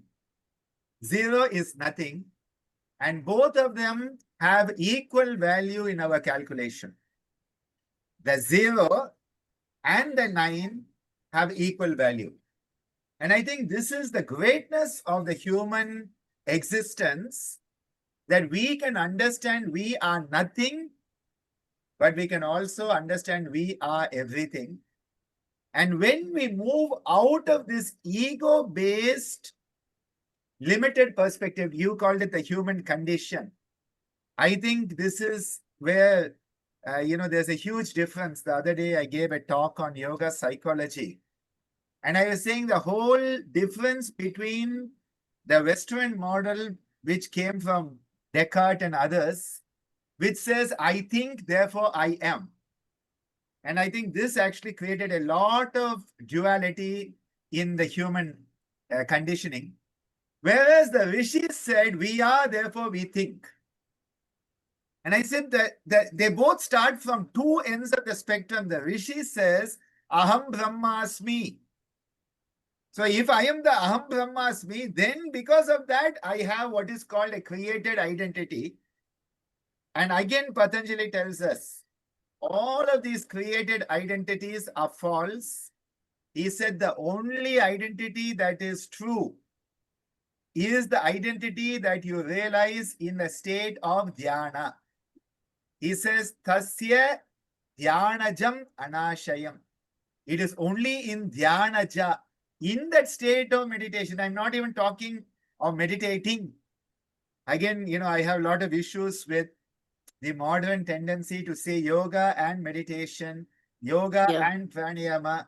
We have already created a lot of duality there also. They never say asana in yoga because yoga is equal to asana. But in that state of meditation where you are not there anymore, I would love to share in this regard one of Param Puja Ammaji's beautiful talks on meditation, where she said, no one is perfect. She said, no one is perfect. In dhyana, in meditation, we become no one. And hence in meditation, we become perfect. It's a beautiful phrase. Ammaji's capacity to put it in words. No one is perfect, but you become no one. Now, everybody wants to meditate to become someone. See, that itself is a false direction. As one of our panelists said, what is the intention? What is the aspiration? What is the sankalpa? And that is why, again, we should stop trying to be someone, and we should know, K-N-O-W, that we are O-N-E, one. Stop being someone, stop being no one, N-O-one, and start being N-O-W, no one. I think that's a message I would give for this. Beautiful. Once we start realizing that, once we start knowing that we are the one, as Maharishi Patanjali says, that Ishvara that is within each one of us, that we are. And Swami Vivekananda says, be that divinity that you are. What is it? Awaken, arise, awaken, and stop not. The goal is reached. That one. Guruji, should we take in? We have 10 more minutes to go. Maybe if we want to take in some questions from the audience. Yeah, I think if anybody in the audience would like to ask a question or share, you can just raise your hand. We'll unmute you, or you can type your question in the chat box also. There was a question earlier about a practical issue of trigeminal neuralgia, but I feel that this panel is not really the place to go into specific disorders. So if that person contacts us, we can look at it therapeutically rather than going into each disorder. But if any of our participants, we have Sangeeta, Bharata, Varuni, Alokji, if anybody wants to share or ask a question, you can just let me know. I'll unmute you. We have kept everybody muted just for practical purposes. Yes, Sangeeta, please. Namaskaram, everyone, and thank you so much, Yogashakti Anandhi, for organizing this, and thank you so much, Guruji, and all of these illustrious guests for taking the time to help us through your experience. It really means a lot. So one of the teachings that Dr. Anandaji often shares with us is the importance of the role of relaxation in yoga practice, and how through this deep relaxation that is very active, it's not dozing off type of relaxation, how through a full relaxation we are able to truly experience unity, of humanity and other qualities that yoga gifts us with. So in your experience, any of you really, I don't know if you have time for everybody for one more round, Anandi, but maybe some of you can address how you are describing relaxation. What does relaxation look to you? What does this shantam or santosham truly feel as an embodied experience? How do you manage? What effects does it have on you? So that we can gain some vocabulary and we can gain an array of experiences on what that looks like, because it may be different culturally as well. So if that's appropriate, I think I would like to ask this one question. Thank you. Sangeeta ji, your question is addressed to anybody in specific, or I can't hear you. Yes. Sorry. Anybody who would like to answer? Okay. So I will go ahead to our panelists. Would anyone want to answer this? Erica, would you want to answer it? Sure. I think it's such a basic question, and being a basic question is a very good question. What does relaxation feel like? And I think that ultimately, again, going back to the koshas, the different aspects, the different layers of what makes a human, you go through those different layers to relax. In your introduction, Anandi, you mentioned my mother. My mother was my first teacher and a very profound teacher for me. She would do this relaxation with me, and it would start with the body. It was very challenging because my whole body was filled with eczema and I had asthma. So it was very challenging for me to try to relax and to relax my body. Ultimately, I felt liberated from the suffering by, as what Dr. Ananda was saying, not identifying myself as my body. I am not an asthmatic. I am a person living with asthma. I am not someone with eczema. I am someone who's living with eczema. And that liberated me from it being my core identity. And therefore, it gave me a throughway into something else that was relaxing. Although the body relaxes, I think it's the quiet mind that I experience as the most profound experience of relaxation, the pratyahara, the withdrawing from the input of not only the senses, but the input of the imagination or the memory or all these latent impressions, the samskaras that, positive or negative, imprint on us. Withdrawing from that into a state of calm, quiet, I feel all the systems of myself relaxing. So for me personally, it's that pratyahara.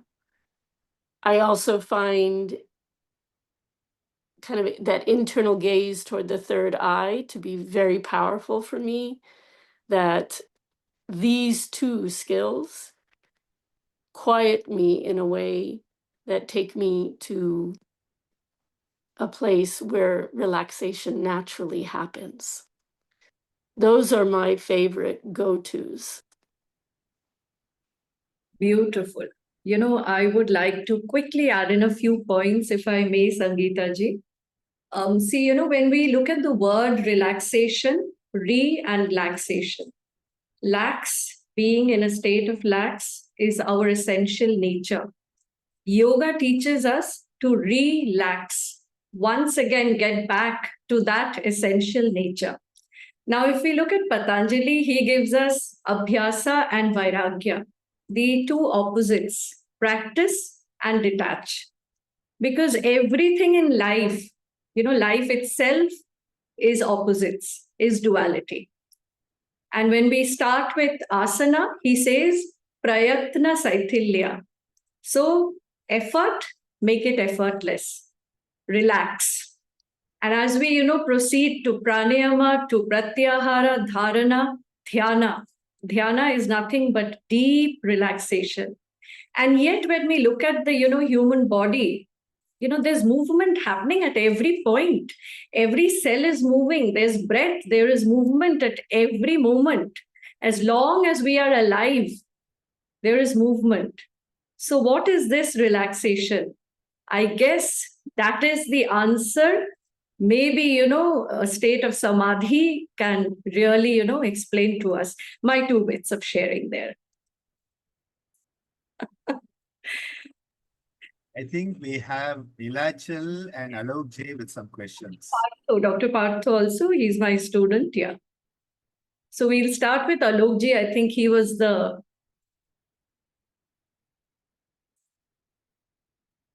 Alok Ji, are you there? Yes. Yes. Anandi, thank you so much for including me. And my question is for Dr. Ananda. Pranam Guruji. As a yoga sadhak, I know that there are no sufferings, only ignorance is there. And all the sufferings are, the root cause of all the sufferings is kleshas. And you have well taught us, and you know that how much I have troubled you in just knowing that, leaving apart the realization. So, and the kleshas and how to attenuate the kleshas with the help of, indulging into Kriya Yoga. So this is a very good psychology and philosophy as a yoga sadhak, we all know. My question to you, sir, is how to apply this to the patient or ailing person who comes to us, and especially in the view that as a professional, I wish to have more and more clients.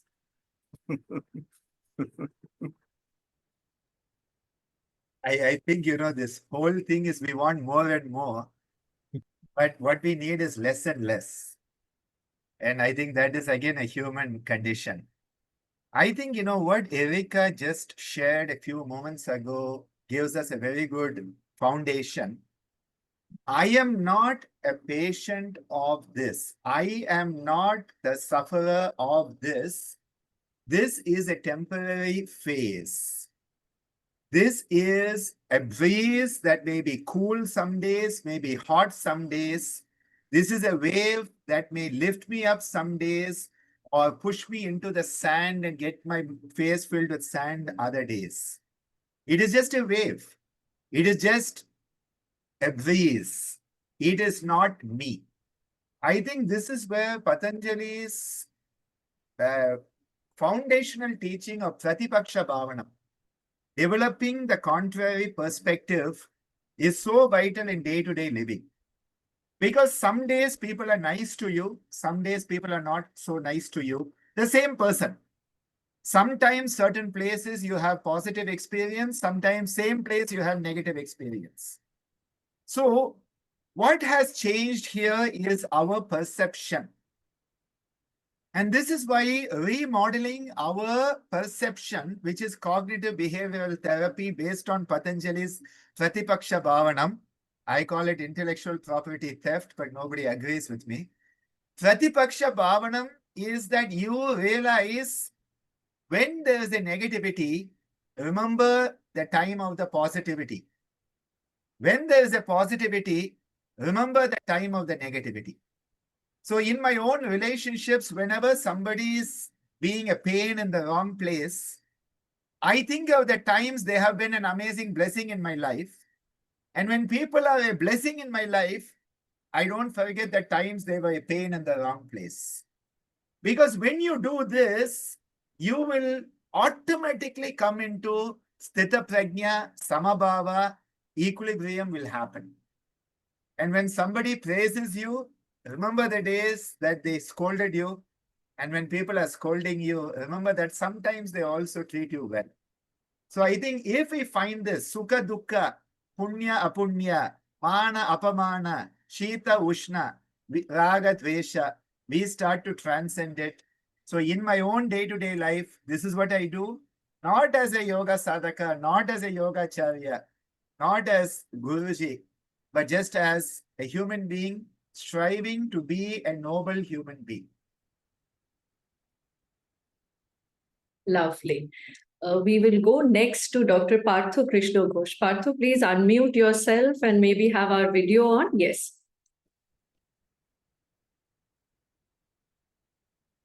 Pranam, Please. ma'am. Pranam, sir. Pranam to all. And one thing regarding relaxation just clicked into my mind, and sir is also mentioning the fact just immediately to address the question.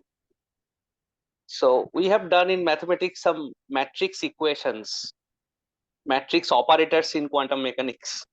So it is being operated on the pure soul or pure existence. The operator is Prakriti itself with its multiple elements. And Patanjali Yog Darshan or Upanishad or the Shastras, which are trying to get that state back. That means inverse matrix transformation we are trying to do. And here relaxation, perfect relaxation to me is impossible. It is not attainable. Because every time the words, the thoughts are manifested through words, and words are stealing energy from that pure conscious state. Yes. And immediately, every time, at every instant, if we focus on every instant, the thoughts are coming out, multiple thoughts like Vishwarupa, multiple thoughts are generating within us, and words are being generated. And we cannot stop that. And until and unless that noisy system is being stopped, it is not in our hand even. But practicing relaxation, we can reduce hardly 0.00025%, hardly, and that is sufficient for healing disease. But to reach that original state, we have to, I don't know, we have that much worth or power to explore that transforming algebra through which Prakriti is working, that Mahamaya is working. It So is that is only up to the bliss of heart. where Pranidhana comes.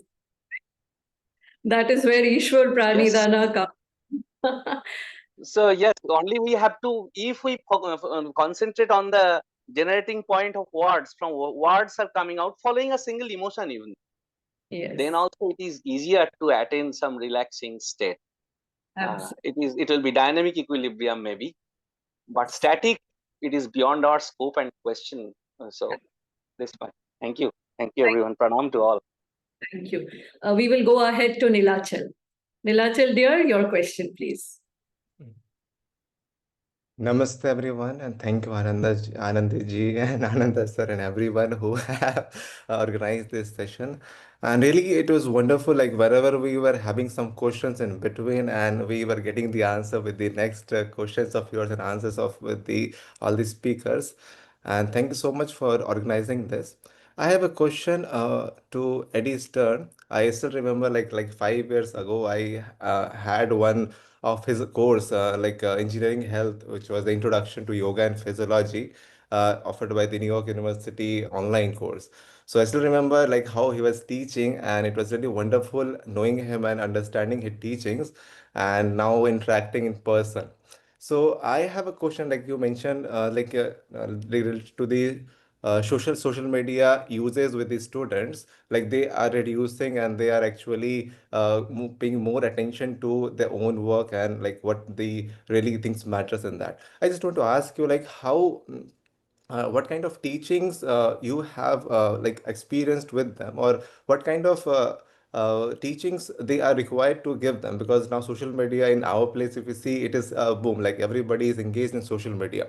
So how teachings of yoga can help them to get rid of this social media thing, and how you like to teach, or how it should be to teach yoga to students so that they are more into themselves, rather than searching things for the approval, like how the discussion was there from the outside. That's the question. Okay, thank you. That's a challenging question. So I think that young people know what they need and what they want. And for my generation to try to, so now I'm coming up close on 60 in another 2 years. But I have tools and ideas, and I have techniques, and I have things that I can give people, young people to use. The way that they're going to use them is going to be up to them. And the way that young people are connecting with yoga is very different than the way I connected with yoga when I started it in the 1980s. So, when it comes to social media, there is trends pick up spontaneously depending on the needs of a generation. And there is a need of a generation to not want to have FOMO, to not want to compare themselves to others all the time, to not want to feel like they need to be something other than they are because it's not making them happy.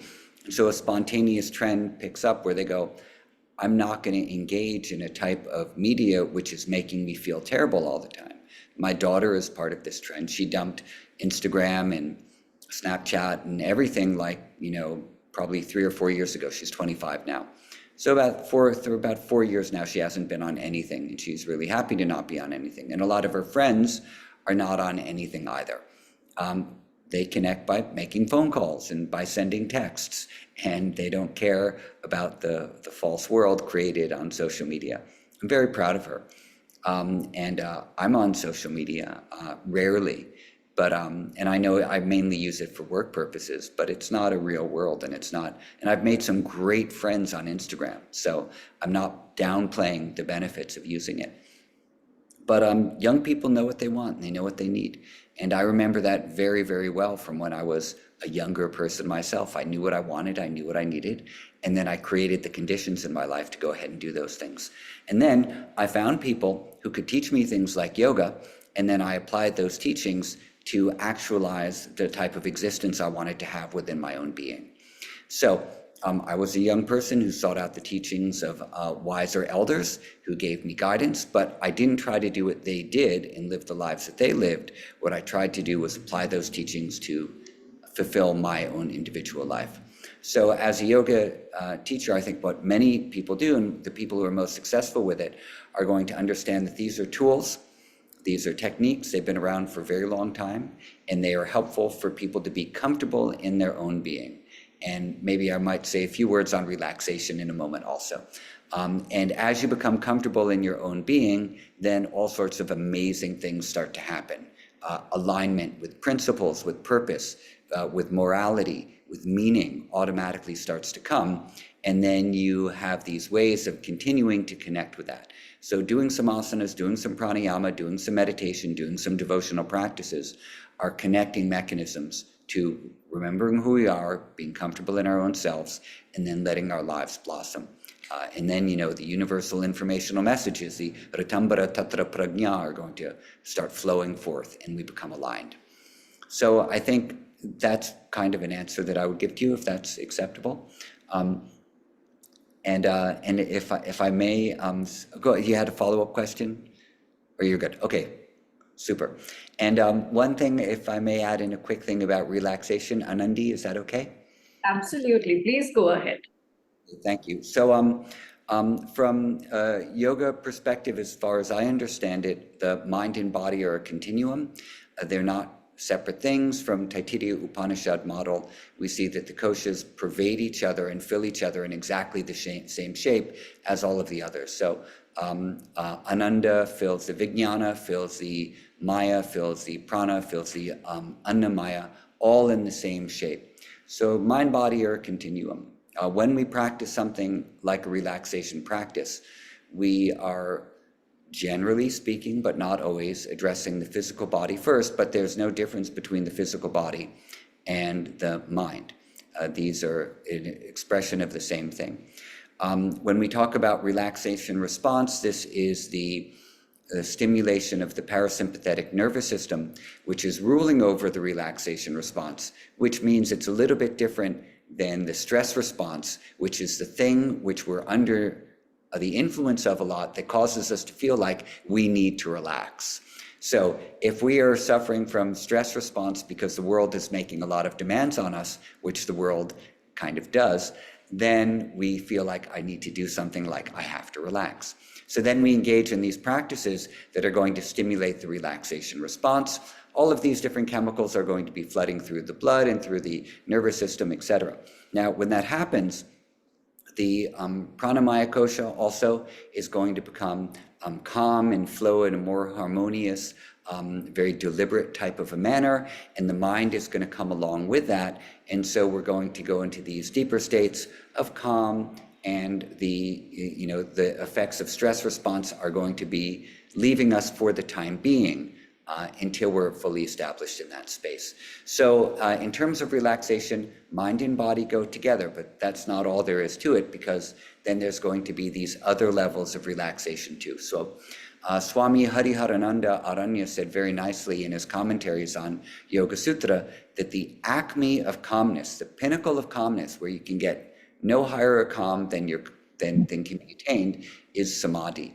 So when we talk about these other levels that the relaxation can lead to, we have a calmness of the body that's going to grab prana along with it, and then the mind. And then when we develop that, is a characteristic trait of our mind, nervous system, immune system, endocrine system, everything. This becomes an underlying characteristic trait of our entire being. Then we can move towards this acme of calmness, which then is going to be the samadhi states, where there's no one experiencing the calm anymore anyway, because all there is this acme of calm and relaxation. So I just wanted to add in that little point about relaxation. Beautiful, beautiful. Thank you so much. Because, that is exactly what I wanted to say in my 2 words, and I left it at samadhi, because it is samadhi where you have transcended all those, me, and you've reached a state which is, maybe beyond that me, that I that I'm thinking, and realizing what that true self is, or that union is. Maybe, I'm not being able to put it in words, because perhaps this is a state which cannot be explained in words. Yes, and because you mentioned samadhi, Anandi, that's why I wanted to add in that little thing about Swami Hariharananda and also parasympathetic nervous system. They all move together. So thank you for. Thank you so much. Thank you so much, Eddie. Guruji, it's we are already 15 minutes over time, so I had warned you. When I saw the lineup, I was like, this is more like a 3-hour lineup, not a 2-hour lineup. So I think we have had a lot of words. So I yes. think, if given a chance, we'll go on for another 2 hours. So in recognition of the time and valuing everybody's time, I think, Anandi, it would be a good time to sort of Wrap. bring it all together. So, Guruji, I would request you to say your, couple of words of wisdom, closing words, and conclude the session with the Guru Parampara. Thank you so much, Anandi. I would like to, first of all, express my gratitude to all our panelists. Swami Sevananda Ji, Eddie, a pleasure to be with you again and reconnect. Erika, I remember the beautiful time we spent when you visited the ashram last year. And of course, Anandi, who's put it all together as a very beautiful sutradhar, the thread that has connected all the pearls today, and everyone who has participated actively here today. I would like to also express our gratitude to the Indian Yoga Association, of which I am Joint Secretary, where all the traditions are coming together, the diversity, we are celebrating the diversity through unity. And all the eminent traditions of yoga are coming together on one platform. And I think this is just an amazing, amazing movement that is happening in India and setting a platinum standard for the world. The Ministry of Ayush has given us their support for this Yoga Bandhan event. We had one event, which was the International Faculty Development by ISCM, which just concluded yesterday. We had the event yesterday with Shailaja Menon from Malaysia. Today's event with Yogashakti Anandhi. And on the 12th, we have another event led by Yogacharani Sangeeta with Bharataji and others who are also here today, who will be part of that Yoga Bandhan event. Yoga Bandhan, as Eddie so beautifully put it, yoga binds us. And he said how yoga bound him to India. That was one of the beautiful statements I heard you start off today's session with. Erika's lived experience that she has shared, Swami Sevananda's beautiful presence and the experience he has shared, the dynamic Shakti that Anandi has manifested, and the beautiful gurus who empower me to continue to share their teachings as the transmitter of their wisdom through this human embodiment. Let us come together to set the sankalpa, an intention for all beings on all planes of existence to be at ease wherever they are and be the best version of themselves in whatever state they may be. Om Loka Samasta Sukhino Bhavantu Sarve Janaha Sukhino Bhavantu. Om Shanti Shanti Shanti. Om Shri Guru Bhyo Namaha Hare Om.